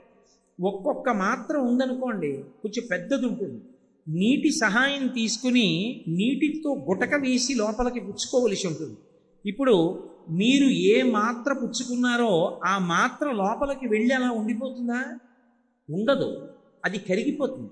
అది కరిగిపోవడమే విస్ఫోటనం అంటారు. కరిగిపోయి అందులో ఉన్నటువంటి రసాయనములన్నీ రక్తంలో కలుస్తాయి. ఇప్పుడు ఆ రసాయనం ఏం చేస్తుంది? ఏ వ్యాధి కలగడానికి తగిన సూక్ష్మాంగ జీవులు రక్తంలోకి వెళ్ళాయో వాటనన్నిటికీ కూడా ఈ రసాయనం చంపేస్తుంది. వ్యాధి నుండి బయటపడ్డా లేదా? మాత్ర వేసుకున్నది నువ్వు, కానీ మాత్ర లోపలికి వెళ్ళి ఎంత విస్ఫోటనం చేస్తోందో నీకు తెలుసా? తెలియక్కర్లేదు, దాని ఫలితం అది చూపిస్తుంది. అలాగే అక్షరముల యందు కూడా విస్ఫోటన శక్తి ఉంటుంది. అందుకే శబ్దము శక్తి స్వరూపము. శబ్ద బ్రహ్మమయీ చరాచరమయీ జ్యోతిర్మయీ వాంగ్మయీ అని పిలుస్తారు. శబ్దమును నేను సరిగా పలకలేదనుకోండి, అది మీ యందు ఉద్వేగమునకు కారణమవుతుంది. నేను సరిగా ఉచ్చరించాననుకోండి, అది మీ సంతోషానికి కారణం అవుతుంది. నాకు సభాముఖంగా అలా చెప్పడం ఇష్టం లేదు, కానీ నేను మీతో అర్థం అవ్వడం కోసం మాత్రమే ఈ మాట అంటున్నాను. నేను ఎవరి దగ్గరికో వెళ్ళి మీ అమ్మగారు ఉన్నారా అండి అని అడిగాను అనుకోండి, లేదా మీ నాన్నగారు ఉన్నారా అండి అని అడిగాను అనుకోండి, ఎంతో సంతోషంగా మా నాన్నగారు ఇంట్లో ఉన్నారు లేరు చెప్తారు. మీ అమ్మగారి మొగుడు ఉన్నాడా అండి అని నేను అడిగాను అనుకోండి, ఇప్పుడు మీ నాన్నగారు ఉన్నారా అండి అనే నేను అడిగాను, అందులో తప్పేం లేదు. కానీ మీ అమ్మగారి మొగుడు ఉన్నారా అండి అని నేను అడిగాను అనుకోండి, బుద్ధి ఉందా నీకు, మాట్లాడటం వచ్చా అని అడుగుతారు. శబ్దమునకు అవతల వారి యందు ఉద్వేగమును కానీ శాంతిని కానీ నింపగలిగిన శక్తి ఉంటుంది. అది విస్ఫోటనం అంటారు. అది ఒక్కొక్క అక్షరం విస్ఫోటన శక్తితో ఉంటుంది. మంత్రములకు ఉండేటటువంటి గొప్పతనం అక్కడ ఉంటుంది. బీజాక్షరములు అంటారు. బీజం అంటే విత్తనం. విత్తనాన్ని నేను మీకు ఉదాహరణ చెప్పాలంటే, ఓ చిక్కుడు గింజ తీసుకెళ్ళి నేను మట్టిలో పెట్టి నీళ్లు పోసాను అనుకోండి, ఆ చిక్కుడు గింజ బద్దలవుతుంది, రెండు కింద చీలుతుంది, మధ్యలోంచి అంకురం బయటికి వస్తుంది. అది విస్ఫోటనమై పగిలితే తప్ప అంకురం పైకి రాదు. అలాగే స్వరంతో బీజాక్షరాలు మంత్రంలోవి పలుకుతున్నారనుకోండి, అవి లోపల విస్ఫోటనమవుతాయి. విస్ఫోటనమై ఒక్కొక్క మంత్రాన్ని చదువుతున్నప్పుడు, జపం చేస్తున్నప్పుడు ఒక్కొక్క రకమైన శక్తి లోపల ఆవిర్భవిస్తుంది. గాయత్రీ మహామంత్రాన్ని చాలా బాగా జపం చేశాడనుకోండి, బుద్ధి పరమేశ్వరుడి వైపుకి తిరిగిపోతుంది, అంకితమైపోతుంది బుద్ధి. ఇక ఏదీ కోరుకోదు, భగవంతుడిని ఒక్కడనే కోరుకుంటుంది. ఆయన కోసం ఎంత త్యాగమైనా చేస్తుంది. ఆ శక్తి వచ్చేస్తుంది గాయత్రి చేసిన వాడికి. అలా అష్టాక్షరీ మహామంత్రానికి ప్రాణప్రదమైనటువంటి రా అనబడేటటువంటి బీజాక్షరమునందు అగ్ని ఉంటుంది. ఆ అగ్ని ఏం చేస్తుంది అంటే, దానికి ఉండే శక్తి అది కాలుస్తుంది. అది దేన్ని కాలుస్తుంది అంటే పాపములను కాల్చేస్తుంది. దానికి ఆ లక్షణం ఉంది. పాపరాశిని కాల్చగలిగినటువంటి శక్తి రా అనబడేటటువంటి అగ్ని బీజమునకు ఉంది. మా అమృత బీజం. అమృత బీజమైన కారణం చేత మళ్ళీ పాపములు చెయ్యాలనేటటువంటి ఆలోచన లోపలికి రాకుండా, ఇంద్రియముల లోపలికి విషయ సంబంధమైనటువంటి ఆలోచనలు రాకుండా పవిత్రమైన ఆలోచనలే కలిగేటట్టుగా, అటువంటి వాటినే చూడాలనేటటువంటి ఉద్దేశం అమృత బీజం కల్పిస్తుంది. అందుచేతనే రామ అని ఉంచారు. రా అంటే నోరు తెరుచుకోవాలి. రా అన్నప్పుడు నోరు తెరుచుకోవాలి, మా అన్నప్పుడు మూసుకోవాలి పెదవులు. రా అంటే తెరుచుకున్నప్పుడు పాపములు కాలిపోయి బయటికి వెళ్ళిపోతాయి. మా అన్నప్పుడు అమృత బీజం కాబట్టి కవాటం మూసుకుపోతుంది. మూసుకుపోయి మళ్ళీ పాపములు లోపలికి వెళ్లకుండా కాపాడుతుంది. కాబట్టి రామ దేని కొరకు ఇచ్చారు వశిష్ఠ మహర్షి? పాపరాశి ధ్వంసం చేసుకుని కలియుగం వస్తోంది కాబట్టి, ద్వాపర యుగంలో ఇంకొక పాదం పోతోంది కాబట్టి ధర్మానికి, తరువాత వచ్చే కలియుగం ఇంకా ప్రమాదం కాబట్టి భగవన్నామాన్ని పట్టుకుని అందరూ తరించడానికి వీలుగా శ్రీరామనామాన్ని పెద్ద కొడుకు అయినటువంటి రామచంద్రమూర్తికి ఉంచారు. ఇప్పుడు ఏ పని చేస్తున్నా రామ రామ రామ రామ రామ రామ రామ అండం అలవాటు అయిందనుకోండి, అలా అలవాటైనటువంటి ఆ ఒక్క అలవాటు చాలు, వాడు తరించిపోతాడు. వాడు ప్రాణోత్క్రమణ సమయాన్ని పొందుతుంటే నిశ్చయాత్మకంగా, అందులో మీకేమీ అనుమానం అక్కర్లేదు, ఎన్నో సంఘటనలు ఉన్నాయి అటువంటివి, ఖచ్చితంగా రామచంద్ర ప్రభువు వచ్చి దర్శనం చేసి వాడిని తీసుకెడతాడు, దర్శనమిచ్చి తీసుకెడతాడు. రామనామము అంత గొప్పది, శివనామము అంత గొప్పది. అందుకే కాళహస్తీశ్వర శతకం చేస్తూ దూర్జటి పవి పుష్పంబగు అగ్ని మంచగు ఆకూపారం భూమిస్థలంబగు శత్రుండతిమిత్రుడో విషము దివ్యాహారమౌనెన్నగా అవనీమండలి లోపలం శివ శివేచ్ఛాభాషణోల్లాసకిన్ శివ నీ నామము సర్వవస్యకరమౌ శ్రీకాళహస్తీశ్వర అన్నాడు. పవి పుష్పంబగు, వజ్రము చేతనే బద్దలవుతుంది, వజ్రం పెట్టి కొడితే ప్రాణం విడిచిపెడతారు, అటువంటి వజ్రము పువ్వుగా మారిపోతుంది శివనామం చేసిన వాడికి. అంటే వజ్రం పెట్టి కూడా వాడిని ఏమీ చేయలేదు. కాబట్టి పుష్పంబగు అగ్ని మంచగు, పరమభక్తుడై ఎప్పుడూ శివనామం చెప్పేవాడి పట్ల అగ్ని మంచుగా మారుతుంది. అగ్ని మంచగు ఆకూపారం భూమిస్థలంబగు, సముద్రం భూమిగా మారుతుంది. ఆకూపారం భూమిస్థలంబగు శత్రుండతిమిత్రుడో, శత్రువు కూడా మిత్రుడిగా మారతాడు ఎప్పుడూ శివనామం పలికేవాడికి. శత్రుండతిమిత్రుడో విషము దివ్యాహారమౌనెన్నగా, విషము దివ్యమైనటువంటి ఆహారమవుతుంది. కాబట్టి శివ శివేచ్ఛాభాషణోల్లాసకిన్, ఎప్పుడూ శివనామం పలకాలనేటటువంటి ఉత్సుకత కలిగినటువంటి వాడికి పై ప్రయోజనములన్నీ సిద్ధిస్తాయి. కాబట్టి శివ మీ నామము సర్వవస్యకరమౌ శ్రీకాళహస్తీశ్వర, శివ మీ నామము ఇప్పుడు అప్పుడు అని లేదు, ఎప్పుడూ కూడా ఆశ్రయించడానికి యోగ్యమైనదే. కాబట్టి భగవన్నామమును విడిచిపెట్టుకోవడం అన్నది చెయ్యడానికి వీలు లేదు. ఎందుకో తెలుసా? భగవన్నామాన్ని పలకడానికి కావలసిన ఉపకరణాన్ని ఇచ్చి భగవన్నామాన్ని పలకడానికి ఏ విధమైనటువంటి నియమాన్ని లేకుండా తీసేశాడు ఈశ్వరుడు. మిగిలిన ఏది చెయ్యాలన్నా ఏదో ఒక నియమం పాటించాలి. భగవన్నామం పలకడానికి మీరు కొత్తగా తేవక్కర్లేదు. నేను అభిషేకం చేస్తాను అన్నాను అనుకోండి, కనీసం నీళ్లు తెచ్చుకోవాలి. నేను సంధ్యావందనం చేస్తాను అన్నాను అనుకోండి, ఆచమనం చేయడానికి కనీసం అక్కడ ఒక పాత్ర ఉండాలి. నేను అర్ఘ్యం ఇస్తాను అంటే కనీసం అక్కడ నీళ్లు ఉండాలి. నేను రామనామం పలుకుతాను, ఏం కావాలి? నీకేం కావాలో అది పరమేశ్వరుడు ఇచ్చేశాడు, అది ఎప్పుడు నీతో ఉంటుంది. స్వరపేటిక కంఠంలో పెట్టాడు. ఆ స్వరపేటిక ఉన్న కారణం చేత నామమును పలకడానికి నీకు వేరొక వస్తువు అక్కర్లేదు. వేరు వస్తువులు తెచ్చి నువ్వు చేసినటువంటివన్నీ నీకు ఫలిస్తాయని నమ్మకం లేదు. మీరు యజ్ఞం చేశారనుకోండి, ఆ యజ్ఞం ఎలా చెయ్యాలో అలా చెయ్యాలి. అంతేగాని యజ్ఞం సరిగా చేయకపోతే యజ్ఞం ఫలితాన్ని ఇస్తుందని చెప్పడం కష్టం. ఓ పూజ చేశారనుకోండి, పూజ యందు మనసు నిలబెట్టాలి, అప్పుడే ఫలితం ఇస్తుంది. భగవన్నామం పలికారనుకోండి, మీ మనసు అక్కడ ఉందా లేదాతో సంబంధం లేదు, నామం ఫలితాన్ని ఇచ్చేస్తుంది. పైగా దేనికైనా ఉపకరణం కావాలి, భగవన్నామం పలకడానికి ఉపకరణం అక్కర్లేదు. కాబట్టి నామము పలకడానికి ఏది అవసరమో దానిని భగవంతుడు ఒక్క మనుష్యుడికి ఇచ్చాడు. అంటే ఆయన ఉద్దేశ్యం ఏమిటి? దీని తర్వాత నువ్వు మళ్ళీ జన్మ ఎత్తడానికి దురదృష్టం లేకుండా ఎంత గొప్ప సాధనం కావాలో అంత గొప్ప సాధనాన్ని నీకు ఇచ్చేస్తున్నాను. కుక్కకుందా, పిల్లికుందా, కోతికుందా? మనుష్యునితో సమానమైన ప్రతిపత్తి కలిగిన ప్రాణులు ఇంకొక రెండు ఉన్నాయి వేదంలో. వాటిని ఏనుగు, కోతి, ఈ రెండు కూడా రెండంచెలలో తింటాయి. రెండంచెలలో ఏ ప్రాణి అయినా తింది అంటే అది ఉత్కృష్ట ప్రాణి అని పేరు. కోతి తిన్నగా నోరు పెట్టి తినదు, చేత్తో తీసుకుని నోట్లో పెట్టుకుంటుంది. అరటిపండు ఇచ్చారనుకోండి, చేత్తో తీసుకుని నోట్లో పెట్టుకుంటుంది, రెండంచెలలో తింటుంది. అలాగే ఏనుగు రెండంచెలలో తింటుంది, తొండంతో పట్టుకుంటుంది, ఎత్తి నోట్లో పెట్టుకుంటుంది. కుక్క ఉందనుకోండి, తిన్నగా వచ్చి నోటితో కలిగిపడిపోతుంది.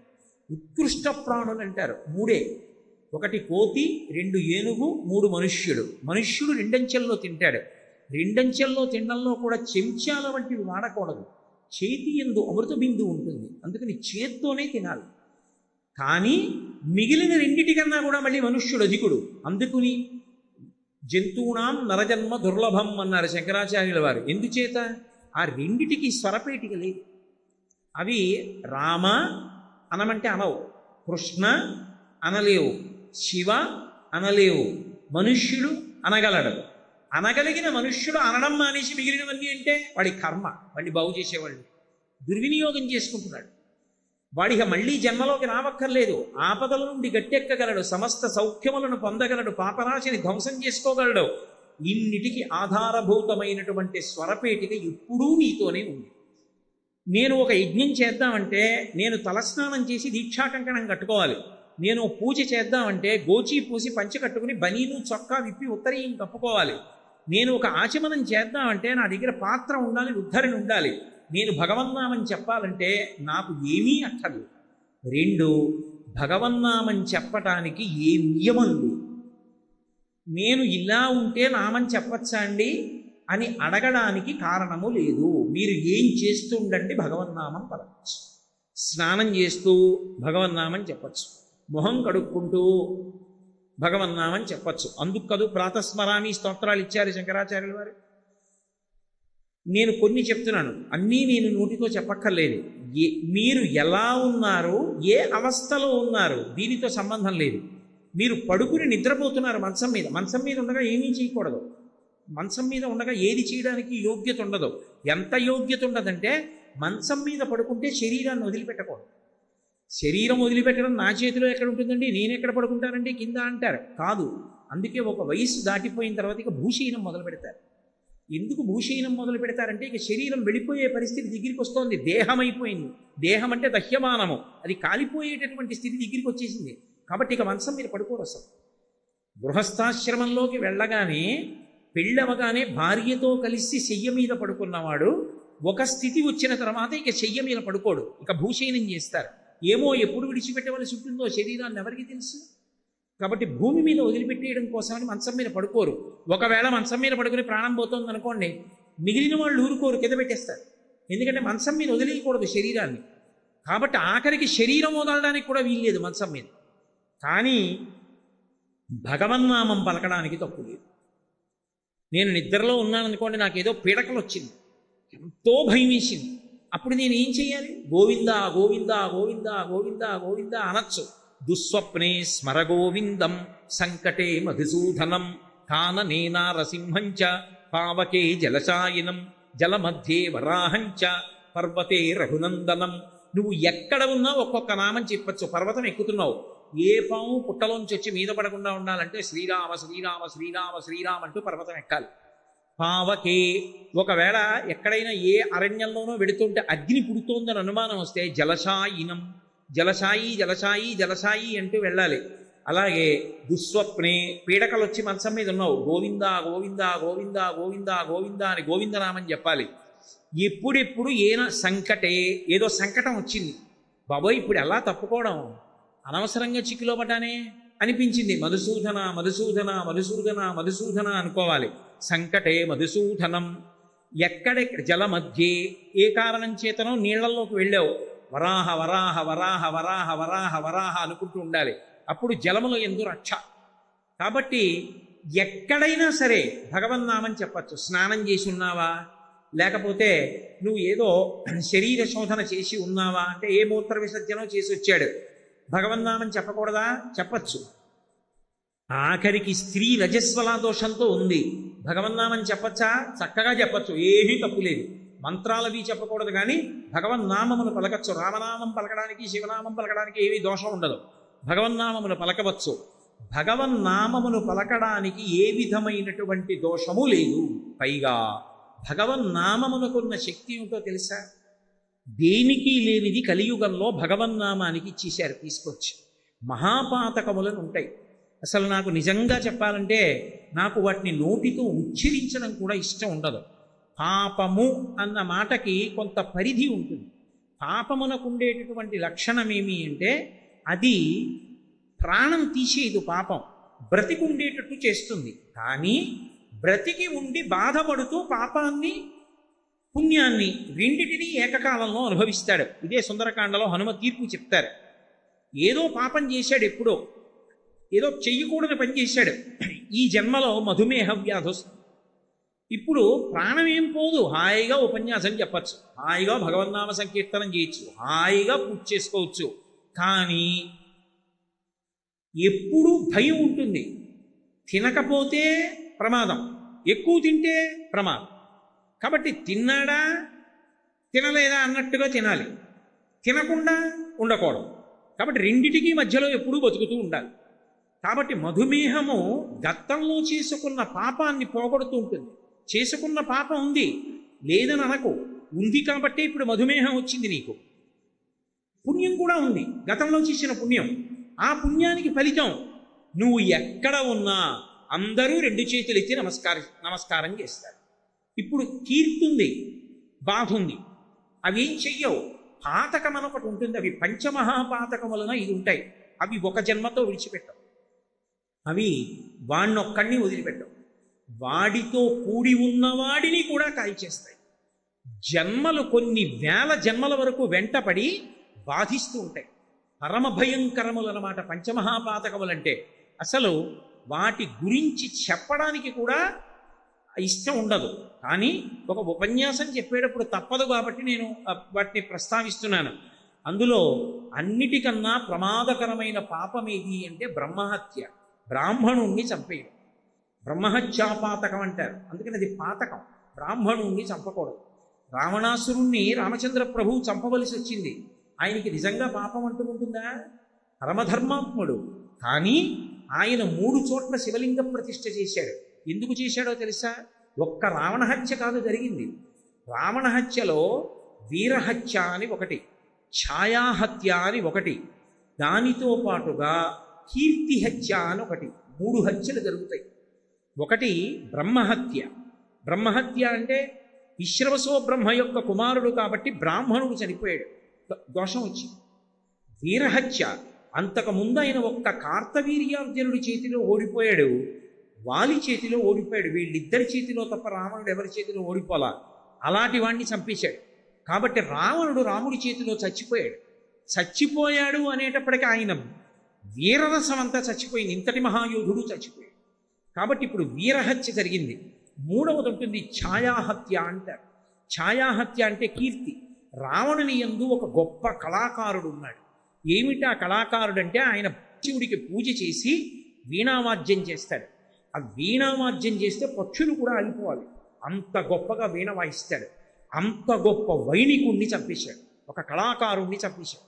ఇప్పుడు ఒకణ్ణి చంపిన 3 చచ్చిపోయారు. అందులో బ్రహ్మహత్య, వీరహత్య, ఛాయాహత్య అంటారు. 3 చంపడం జరిగింది కాబట్టి ఇప్పుడు ఈ 3 పాతకములు పోవడానికి 3 చోట్ల శివలింగ ప్రతిష్ఠ చేశాడు. రామేశ్వరంలో ఒక శివలింగాన్ని పెట్టాడు, వైదీశ్వరంలో ఒక శివలింగాన్ని పెట్టాడు, అలాగే 3వది వేరొక చోట ఇంకొక శివలింగాన్ని ప్రతిష్ఠ చేశాడు. 3 శివలింగాల్ని ప్రతిష్ఠ చేసినటువంటి కారణం చేత 3 రకములైన హత్యలు ఒక్కడిని చేస్తే పోయి. రాముడు కాబట్టి చెయ్యగలిగాడు, అందరు ఎలా చేస్తారు? కాబట్టి బ్రహ్మహత్య మహాపాతకం. 2వది శౌర్యం, అది విశేషించి బంగారాన్ని దొంగిలించడం. అంటే మిగిలినవి దొంగిలించచ్చన్న ఉద్దేశం కాదు, బంగారం జోలికి ఎప్పుడూ వెళ్ళకూడదు, దొరికినా ముట్టుకోకూడదు. అందుకే దానం చేసినప్పుడు బంగారం ఎంత గొప్పదో, దొంగిలించినప్పుడు బంగారం అంత భయంకరమైంది. దానం చేశారనుకోండి, పరమయోగ్యుడైనటువంటి వ్యక్తి దొరికి దానం చేస్తే ఎవడు బంగారం దానం చేశాడో వాడి జీవుడి ఖాతాలో అంత పుణ్యం వచ్చి పడిపోతుంది. అందుకే పెద్దలు మాట చెప్తారు, మహాత్ములు దొరికినప్పుడు, మహాకార్యము దొరికినప్పుడు ఆలోచించకుండా బంగారం ఇచ్చేయమంటారు. ఒకప్పుడు చంద్రశేఖరేంద్ర సరస్వతి మహాస్వామి వారు కామాక్షి పరదేవత యొక్క దేవాలయం పైన ఉన్నటువంటి కలశాలన్నీ కూడా బంగారు తాపడం చేయాలనుకున్నారు. అడిగిపోయాడు శ్రీకార్య. దేవాలయానికి కుంభాభిషేకం చేయడానికి డబ్బు లేదు, ఇప్పుడు కలశలకు ఎక్కడి నుంచి వస్తుందన్నారు. మహాస్వామి వారు బయటికి వచ్చి సత్యదండం పట్టుకుని నిలబడి ఇలా చూశారు. ఎందరో ఆడవాళ్ళు నిలబడి ఉన్నారు. ఆయన అన్నారు, అమ్మా కామాక్షీపుర దేవత దేవాలయంకి ఉన్న కలశలకి బంగారు తాపడం చేస్తాను, నీ మెడలో ఉన్న సవరలు ఇవ్వగలవా అని అడిగారు. ఆవిడికి తెలుసు బంగారం ఇవ్వడం అంటే ఏమిటో. అది దొరికే అదృష్టం కాదు. భగవత్ కార్యమునందు ఉత్తముడైనటువంటి బ్రాహ్మణుడికి దానం చేసేటప్పుడు స్వర్ణదానం అంత గొప్పది. వెంటనే ఆవిడ తీసి బంగారం పెట్టింది. ఎంత గొప్పదైతే ఆయన అలా అడుగుతారు? ఆయన జన్మలో ఎప్పుడు అడగరు. ఆయన వెంటనే అక్కడ ఉన్న ఆడవాళ్ళు మగవాళ్ళు గాజులు అవి అన్నీ తీసి ఇచ్చేశారు. అందుకే ఎప్పుడైనా పూర్ణాహుతి జరుగుతోందనుకోండి, పెద్దలైన వారు ఏం చేస్తారో తెలుసా? అప్పటికప్పుడు బంగారం దగ్గర లేకపోతే భార్యని ఓ గాజు తీసి ఇచ్చేయమని అందులో వేసేస్తుంటారు. అలా ఎందుకు వేసేస్తారంటే సువర్ణం దానంలో అంత గొప్పది, సువర్ణం దొంగతనంలో అంత ప్రమాదకరం. సువర్ణం దొంగతనం చేశాడనుకోండి, కట్టి కుడిపేస్తుంది కొన్ని జన్మల పాటు. బంగారు దొంగతనం అంత ప్రమాదం.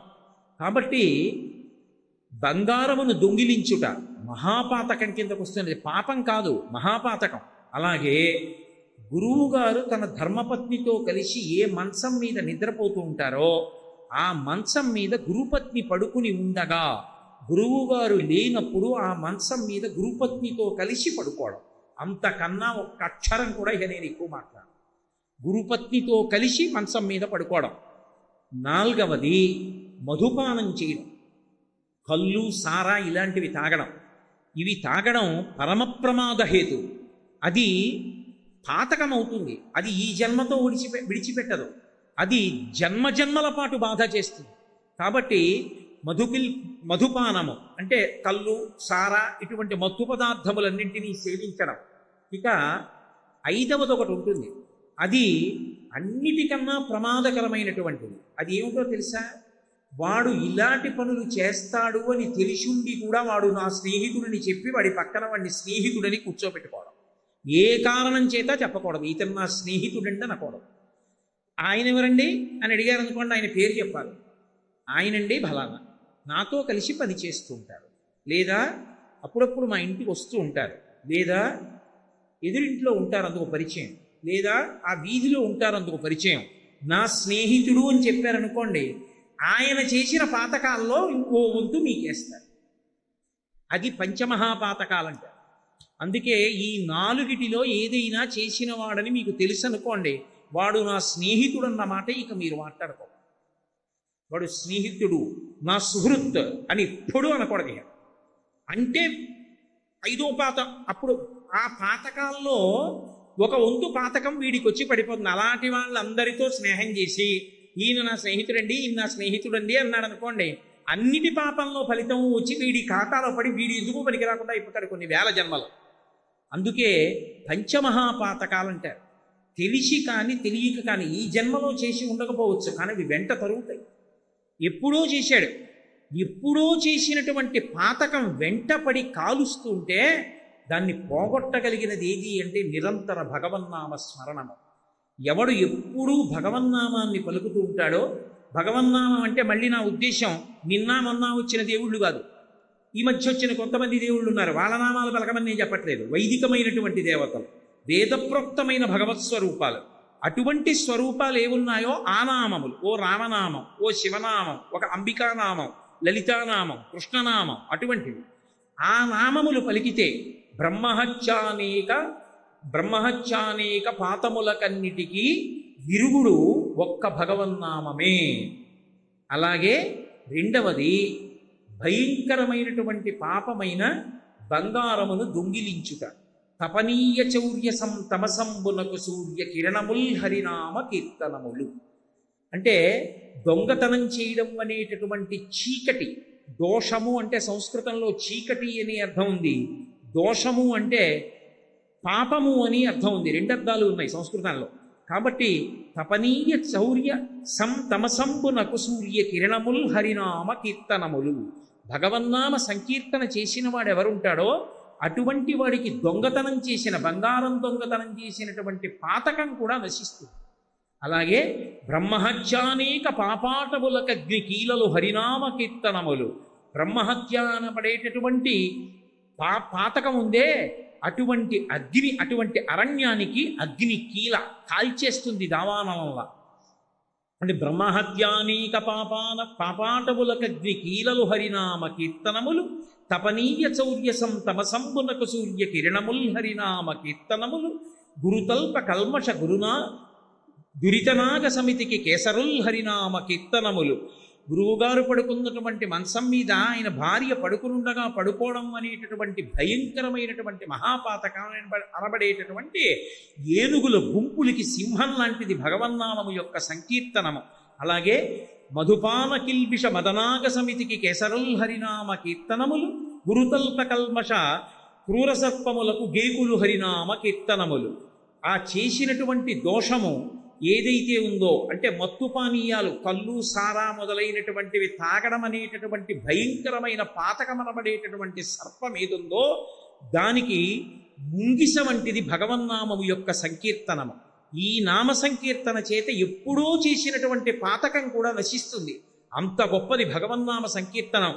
మహిత యోగోగ్ర నిత్య సమాధి విధుల అరలు బ్రహ్మాది సురలకు అందరాని భూరి నిర్వాణ సామ్రాజ్య భోగ భాగ్య ఖేళనంబులు హరినామ కీర్తనం.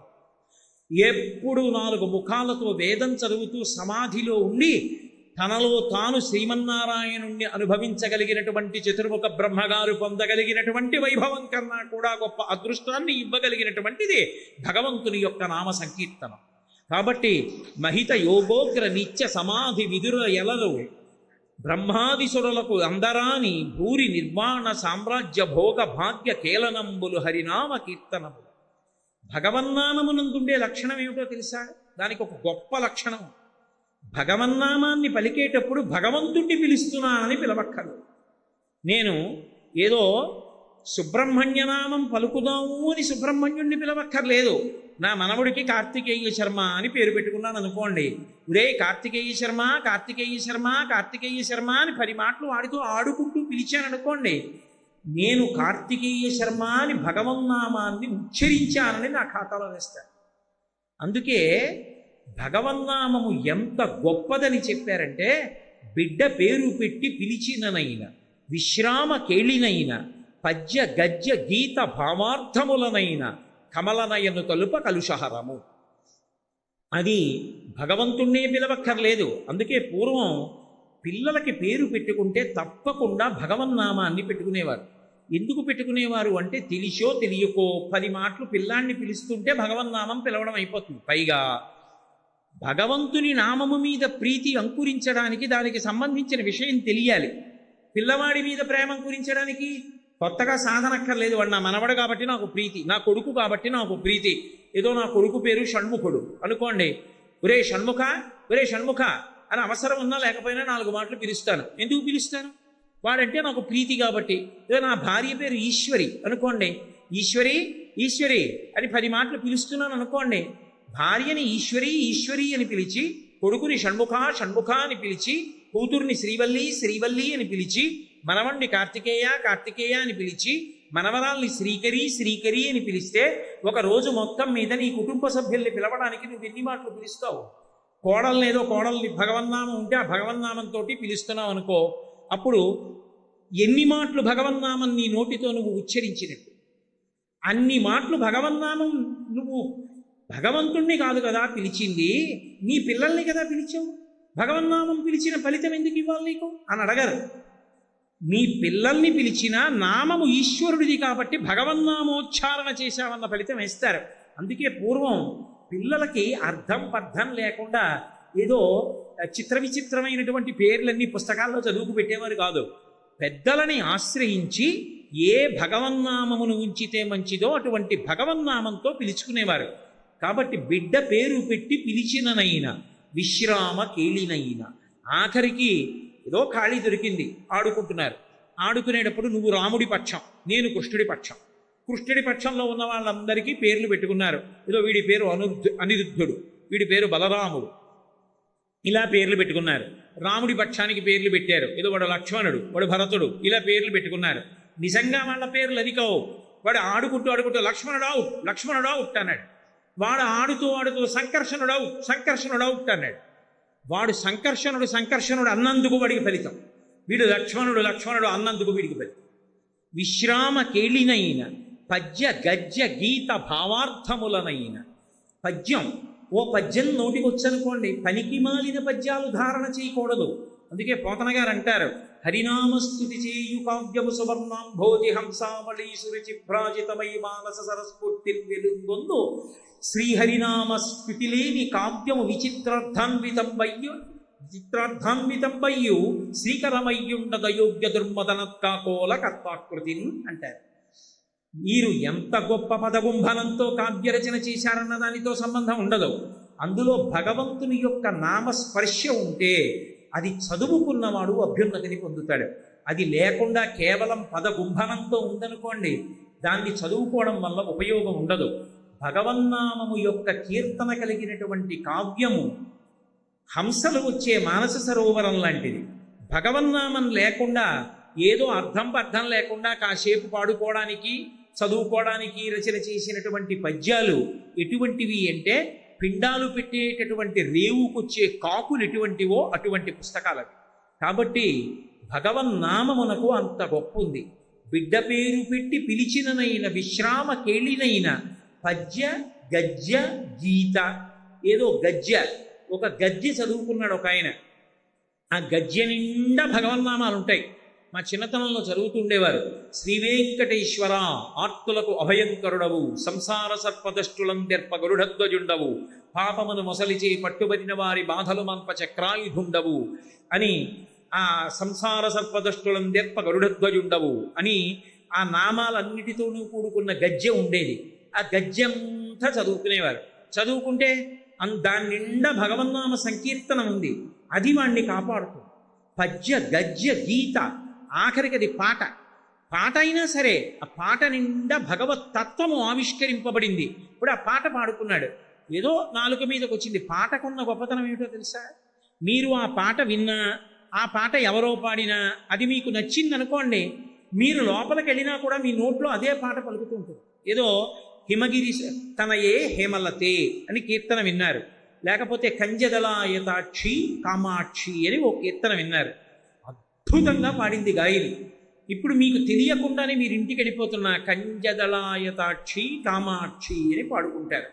పాట నోటితో భగవత్ సంబంధంది పాడినా కూడా అది ఈశ్వరుడి యొక్క నామాన్ని పలకడమే. పద్య గద్య గీత భావ అర్థములనైనా, ఏమంటే ఆ పద్యానికి అర్థం నాకు తెలియదు, కానీ ఆ పద్యానికి అర్థం ఇదండి అని అక్కడ రాసి ఉంది. అది చదువుకున్నప్పుడు భగవన్నామం పలికాడు, అర్థంలో పలికాడు, చాలు రక్షింపబడతాడు. పద్య గద్య గీత భావార్థములనైన కమలనయను తలుప కలుషహరము. భగవన్నామం పలకడం అన్నది ఎప్పుడెప్పుడు పలకడం అలవాటు కావాలి అని అడిగారు. సావధానంగా కూర్చుని ఏమీ పని లేదు కాబట్టి చెప్తానండి శ్రీరామ శ్రీరామ శ్రీరామ కాదు, ఎప్పుడెప్పుడు భగవన్నామం పలకడం అయిపోవాలో తెలుసా? కూలిన చోట, కొట్టబడి కుందిన చోట, మహాజ్వరాదులం ప్రిలిన చోట, సర్పముఖ పీడలు పొందిన చోట, ఆర్తులై తూలిన చోట, విష్ణు భవదూరిని పేర్కొనిరేని ఆ కాలుని యతనావితతి కానరు పూనరు దుఃఖభావములు. కూలిన చోట అలా వెళ్ళిపోతూ రాయి తనుకు పడిపోయాడు. ఆ కూలిపోయిన చోట పడిపోయేటప్పుడు రామ అనో, శివ అనో, శంకరా అనో అనడం రావాలి, అలవాటు అయిపోవాలి. కూలిన చోట, కొట్టబడి కుందిన చోట అలా వెళ్ళిపోతున్నాడు. గడప తలకి ధన్మం తగిలి పడిపోయాడు. పడిపోతూనే శంకరా అన్నం అలవాటు అయిపోవాలి. కొట్టబడి కుందిన చోట, మహాజ్వరాదులను ప్రేలిన చోట, ఒంటి మీద తెలివిలేదు, ఏ 104 జ్వరంలోనో ఉన్నాడు. ఆ జ్వరంలో కూడా భగవన్నామని చెప్పేస్తున్నాడు అనుకోండి, నిద్రలో కూడా భగవన్నామని చెప్పేస్తున్నాడు అనుకోండి, వాడు తరించిపోతున్నాడు అనుకో. మహాజ్వరాదులను పెరిలిన చోట, సర్పముఖ పీడల పొందిన చోట అలా వెళ్ళిపోతున్నాడు. బొస్సుమని పాము వచ్చి పడగిప్పింది. అప్పుడు కూడా గభాలన నోటి వెంట శంకరా అనో, రామా అనో నోటి వెంట రావాలి. సర్పముఖ పీడలు పొందిన చోట, ఆర్తులై తూలిన చోట. గొప్ప ఆర్తి అంటే ఏదో అమ్మ బాబోయ్ ఇది జరుగుతుందా, ఇది జరుగుతుందా అని ఊగిపోతున్నాడు. ఆ ఊగిపోతున్నప్పుడు కూడా భగవన్నామం గుర్తు రావాలి. అలా గుర్తొస్తే ఆర్తులై తూలిన చోట విష్ణు భవదూరిని పేర్కొనిరేని, భగవంతుడి యొక్క నామం పలకడం అలవాటైతే ఆ కాలుని యాతనావితతి కానరు. అసలు యమధర్మరాజు యొక్క దర్శనం అటువంటి వారికి ఉండదు. ఎందుకో తెలుసా? వాడికి గడప తగిలి పడిపోతే భగవన్నామని చెప్పడం అలవాటు. వాడు తూలి పడిపోతే భగవన్నామని చెప్తాడు. పాము కనపడితే భగవన్నామని చెప్తాడు. ఇన్ని చెప్పిన వాడు ప్రాణం పోయే ముందు వాడికి ఊపిరి అందక, ఊపిరి లోపలికి వెళ్ళక, లేకపోతే లోపల ఊపిరి బయటికి వెళ్ళక, గుటక పడక, కళ్ళు కనపడక, చెవులు వినపడక, భటులు కనపడుతుంటే భయపడిపోయినటువంటి సందర్భంలో ఈ అలవాటు మీద భగవన్నామని చెప్పాడు అనుకోండి. ఇప్పుడు ఆఖరణ భగవన్నామని చెప్పి వాడు ఎక్కడికి వెళ్తాడు? భగవన్నామం పలకగానే ఇక యమదూతలు కనపడరు, వెళ్ళిపోతారు. భగవత్ పార్షదులు వస్తారు. అందుకే ఆ కాలుని యాతనా వితతి కానరు, ఇక యమధర్మరాజు కనపడడు. పూనరు దుఃఖభావముల్, అటువంటి వారికి దుఃఖములుండవు. భగవన్నామ సంకీర్తనము అంత గొప్పది. అందుకే ప్రాణం పోయేటప్పుడు భగవన్నామని చెప్పగలిగితే అంతకన్నా అదృష్టవంతుడు లోకంలో లేడు. మనకి ఒక మాట అంటారు, బ్రతికియున్నన్నాళ్ళు నీ భజన తప్పను కాని మరణకాలమునందు మరతునేమో, ఆ వేళ యమదూతల అగ్రహంబున వచ్చి ప్రాణముల్ పెకలించి పట్టునప్పుడు కపవాత పైత్యముల్ కప్పగా శ్రమచేత కంపముద్భవమంది కష్టపడుచు నారాయణాయంచు నాజిక్వతో నిన్ను పిలుతునో శ్రమచేత పిలువలేనో నాటికిపుడి నీ నామ స్మరణ చేతు చివినిడవయ్య భూషణ వికాస శ్రీధర్మపుర నివాస దుష్ట సంహార నరసింహ దురిత దూర. బతికున్నప్పుడు ఓపికున్నప్పుడు నామం చెప్తాను. ఆ రోజున చిట్ట చివరన ఆఖరి ఊపిరిలో ఆగిపోతుంటే కపవాత పైత్యములు కప్పేస్తే భయంకరమైన యమదూతలు వచ్చి పాశాలు వేసి ప్రాణాలని ఉగ్గడిస్తుంటే నారాయణాయంచు నా జిహ్వతో నిన్ను పిలుతునో శ్రమచేత పిలువలేను, అప్పుడు పిలవగలనో పిలవలేనో నాటికిప్పుడు నీ నామస్మరణ చేతు. ఇప్పుడే చెప్తున్నాను నారాయణ నారాయణ నారాయణ, ఇప్పుడే అంటున్నాను, చెవి ఒగ్గి విను. వీడు అన్నాడు నామం అని గుర్తుపెట్టుకో, అప్పుడు జ్ఞాపకం తెచ్చుకో. పాపం ఇప్పుడు అనలేకపోతున్నాడు కానీ అన్నాడు రా అప్పుడు అని, నన్ను రక్షించు తండ్రి, అప్పుడు అనగలనో అనలేనో బెంగ పెట్టుకుని ఇప్పుడు పలికారు పెద్దలు. భగవన్నామం అంత గొప్పది. కాబట్టి నారాయణాయంచు నా జిహ్వతో నిన్ను పిలుతునో శ్రమచేత పిలువలేనో నాటికిపుడి నీ నామస్మరణ చేతు చెవిరిడవయ్య భూషణ వికాస శ్రీధర్మపుర నివాస దుష్ట సంహార నరసింహ దురిత దూర. ఇప్పుడే చెవి ఒగ్గి వినవయ్యా స్వామి అంటారు. అజామీడోపాఖ్యానమని భాగవతంలో ఎన్ని పాపాలు చేసినా చచ్చిపోయే ముందు ఒక్కసారి భగవన్నామ సంకీర్తన చేశాడు. ఎందుకు? భగవంతుడిని పిలుద్దామని కాదు, కొడుక్కి నారాయణ అని పేరు పెట్టుకున్నాడు. యమదూతలు కనపడి ప్రాణాలు లాగేస్తుంటే నారాయణ నారాయణ నారాయణ అని ఆత్మ ప్రలపించి అంటారు పోతన గారు. కొడుకుని పిలిచాడు. ఈతడు కోటి జన్మలకు ఎక్కుడు సంఖ్యల ఎందు చెందు పాప నివహంబులనందిటి పారద్రోల ప్రఖ్యాతిమతిన్ మహామరణ కాలమునన్ హరి పుణ్యనామ సంభూత దివ్యాక్షర విభూతిని సంగ్రహంబునన్ అన్నారు. ప్రాణం పోయే ముందు ఒక్కసారి ఆఖరణ శరీరం వదిలిపెట్టేసే ముందు నారాయణ అన్నాడు. కాబట్టి ఈతడు కోటి సంఖ్యలకు ఎక్కుడు జన్మలయందు చెందు పాప నివహంబులనన్నిటి పారద్రోల ప్రఖ్యాతిమతిన్. కోటి జన్మలు కాదు, కోటి అంకెలు మీరు వేస్తే అది ఎంత అవుతుందో అన్ని జన్మలలో చేసిన పాపాలు ఆఖరణ చెప్పిన నామానికి పోయి. నామం అంత గొప్ప, భగవన్నామమును పలకడం అంత గొప్పది. భగవన్నామం పలకడం అంత తేలికైంది. అది విడిచిపెట్టుకోవడం అంతటి దరిద్రం. దాన్ని విడిచిపెట్టుకోవడం కన్నా ఇంకోటి లేదు. కానీ ఇన్ని తెలిసి పలకగలమా భగవన్నామాన్ని? పలకలేము. అక్కర్లేనివి ఎన్నో మాట్లాడబుద్ధేస్తుంది. అవసరమైన భగవన్నామం పలకడానికి మాత్రం సమయం ఉంది. అందుకే గోపరాజు గారు అన్నాడు, హరునకు విభీషణన కద్రిచకున్ తిరుమంత్రరాజమై కరికి నహల్యకున్ ద్రుపదకంజకు నాత్తి హరించు చుట్టమై బరగిన ఎట్టి నీ పతిత పావన నామము నాదు జిహ్వపై నిరంతరము నటింపచేయువి కదా శరధి కరుణాపయోనిధి అని అడిగాడు. చాలా గొప్పదే రామనామం. కానీ నేను పలుకుదామంటే పలకగలుగుతున్నానా? ఎప్పుడూ అక్కర్లేని విషయాలన్నీ మాట్లాడతాను.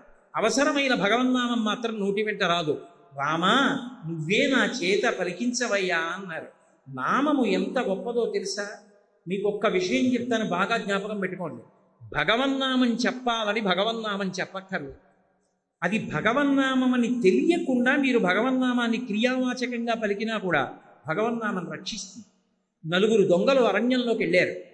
నలుగురు నించున్నారు. ఒకడన్నాడు వనీచరామహ. మనం ఇప్పుడు అరణ్యంలో తిరుగుతాం, బాటసారులు కనపడితే అన్నాడు. రెండో వాడు అన్నాడు వసుచాహరామహ. వాళ్ళ దగ్గర ఏది ఉంటే అది దొంగిలిద్దాం. మూడో వాడు అన్నాడు నభయం స్మరామ, అలా దొంగిలించేటప్పుడు మనం భయపడకూడదు అన్నాడు. నాలుగో వాడు అన్నాడు నదంస్తరామ, అయిపోయిన తర్వాత మనం నది దాటి పారిపోదాం అన్నాడు. ఇప్పుడు వాళ్ళు తెలిసో తెలియకో ఈ శ్లోకంలో 4 పాదాలు చెప్పారు. మనీ చరామహ అన్నప్పుడు చరామహ అంటే మనం తిరుగుతాం, క్రియావాచకం. కానీ చివర రామహ, రామ అన్న అక్షరాలు ఉన్నాయి. ఆ తర్వాత ఇంకా వాడేం మాట్లాడలేదు. వసుచ అహరామహ, కనపడ్డ వాళ్ళ దగ్గర దొంగతనం చేద్దాం, చివర రామహ ఉంది. నదంతరామహ, నది దాటుదాం, చివర రామహ, మళ్ళీ రామ ఉంది. మూడోవాడు రామనామని చెప్పాడు. నభయం స్మరామహ, భయం అన్న మాట వద్దు, చివర స్మరామహ, రామ ఉంది. నలుగురు బయలుదేరారు. రాజభటులు వెనక నుంచి చూశారు, బాణాలు విడిచిపెట్టారు. నలుగురి గుండెల్లోనూ వీపులోంచి గుచ్చుకుని ప్రాణం వదిలేశారు. నలుగురు వైకుంఠానికి వెళ్ళిపోయారు. ఎందుకు వెళ్ళిపోయారని అడిగారు. వాళ్ళు చెప్పింది ఏమిటి? మనం అడవిలో తిరుగుదాం, దొంగతనం చేద్దాం, భయం అన్న మాటతో నది దాటి పారిపోదాం. కానీ వాళ్ళు చివర అన్న మాటలలో ఆఖరణ రామహ రామహ రామహ రామహ ఉంది. చివర వాళ్ళు పలికిన మాటలలో రామ ఉంది కాబట్టి వాళ్ళ పాపాలు పోయి అమృత బీజము చేత కవాటములు మూసుకున్నాయి. అందుకని వాళ్ళ పాపం లేదు, వైకుంఠానికి తీసుకెళ్ళిపోమంటారు. ఏమండి, భగవన్నామానికి అంత శక్తి ఉంటుందా? ఏమిటి, తెలియక పలికినా అంత ఫలితాన్ని ఇచ్చేస్తుందా? అని తెలియక తాగేశావు, చంపడం మానేస్తుందా? అగ్నిహోత్రం అని తెలియక ముట్టుకున్నావు, కాల్చేయడం మానేస్తుందా? ఊబి అని తెలియక దిగబడ్డావు, కూరుకుపోవడం మానేస్తుందా? భగవన్నామము అని తెలియక పలికినా కూడా అది దాని అమృతత్వాన్ని ప్రసరించేస్తుంది. నామము నామమే. అందుకే ఈశ్వర నామాన్ని పలకడం కన్నా భగవన్నామ సంకీర్తనం చేయడం కన్నా గొప్పది లేదు. కానీ ఒక్క విషయంలో పొరపాటు పడవద్దు అని చెప్పారు. ఏమిటో తెలుసా? ఇప్పుడెందుకండి భగవన్నామం రిటైర్ అయిపోయిన తర్వాత పలుకుతాం, చచ్చిపోయే ముందు భగవన్నామం చెప్తే సరిపోతుంది కదా అజామీలుడిలాగా అంటావేమో. మితిలేని జగము దాల్చిన అతడొక్కడి మనములోన అనగెడువాడే. ఆయన మితిలేని సమస్త జగములను దాల్చినటువంటి వాడు. గతంలో అభ్యాసం లేకుండా మరణకాలంలో భగవన్నామం ఎందుకు వస్తుంది? రాదు, భయంతో చచ్చిపోతాడు. కాబట్టి ఆ నామాన్ని పలకడం అభ్యాసం చేసుకో. అభ్యాసమునకు తేలిక మార్గం ఇది. భగవన్నామ సంకీర్తనం ఎక్కడ జరుగుతుందో అక్కడికి వెళ్ళు. ప్రయత్నపూర్వకంగా సంకీర్తన జరిగే చోటికి వెళ్ళు. అందుకే ఎక్కడికి వెళ్ళండి భగవన్నామ సంకీర్తన మండలి అని ఉంటుంది. ఏదో లలితా సహస్రనామ సంకీర్తన మండలి, విష్ణు సహస్రనామ సంకీర్తన మండలి, రామనామ సంకీర్తన మండలి, లేదా భగవన్నామ సంకీర్తన మండలి. తెలియనివ్వండి, తెలియకపోనివ్వండి, దేవాలయం ఉన్న చోటికి వెళ్ళి నామం చెప్తే విపరీతమైనటువంటి విశేషం. చక్కగా భగవంతుని యొక్క వాహనం వెడుతున్నప్పుడు ముందు నామం పలుకుతూ వెళ్ళడం, సంకీర్తన చేయడం, నృత్యం చేయడం, దేవాలయంలో కూర్చుని అందరూ కీర్తన చేయడం, ఇది అలవాటు కావాలి. ఆ అలవాటు మనని కాపాడుతుంది. భగవన్నామ వైభవము ఎంత గొప్పదో, ఆ నామముని మన అందరం కూడా ఎందుకు పలకాలో ఇవాళ మీకు ఆ భగవన్నామ వైభవము అన్న విశేషం గురించి నా చేత పరమేశ్వరుడు పలికించినంత మేర పలికాను. మళ్ళీ రేపటి రోజున అత్యంత ముఖ్యమైనటువంటి విషయము ఇంకొకటి నా చేత భగవంతుడు పలికించి నన్ను మిమ్ములను కూడా కృతార్థుడు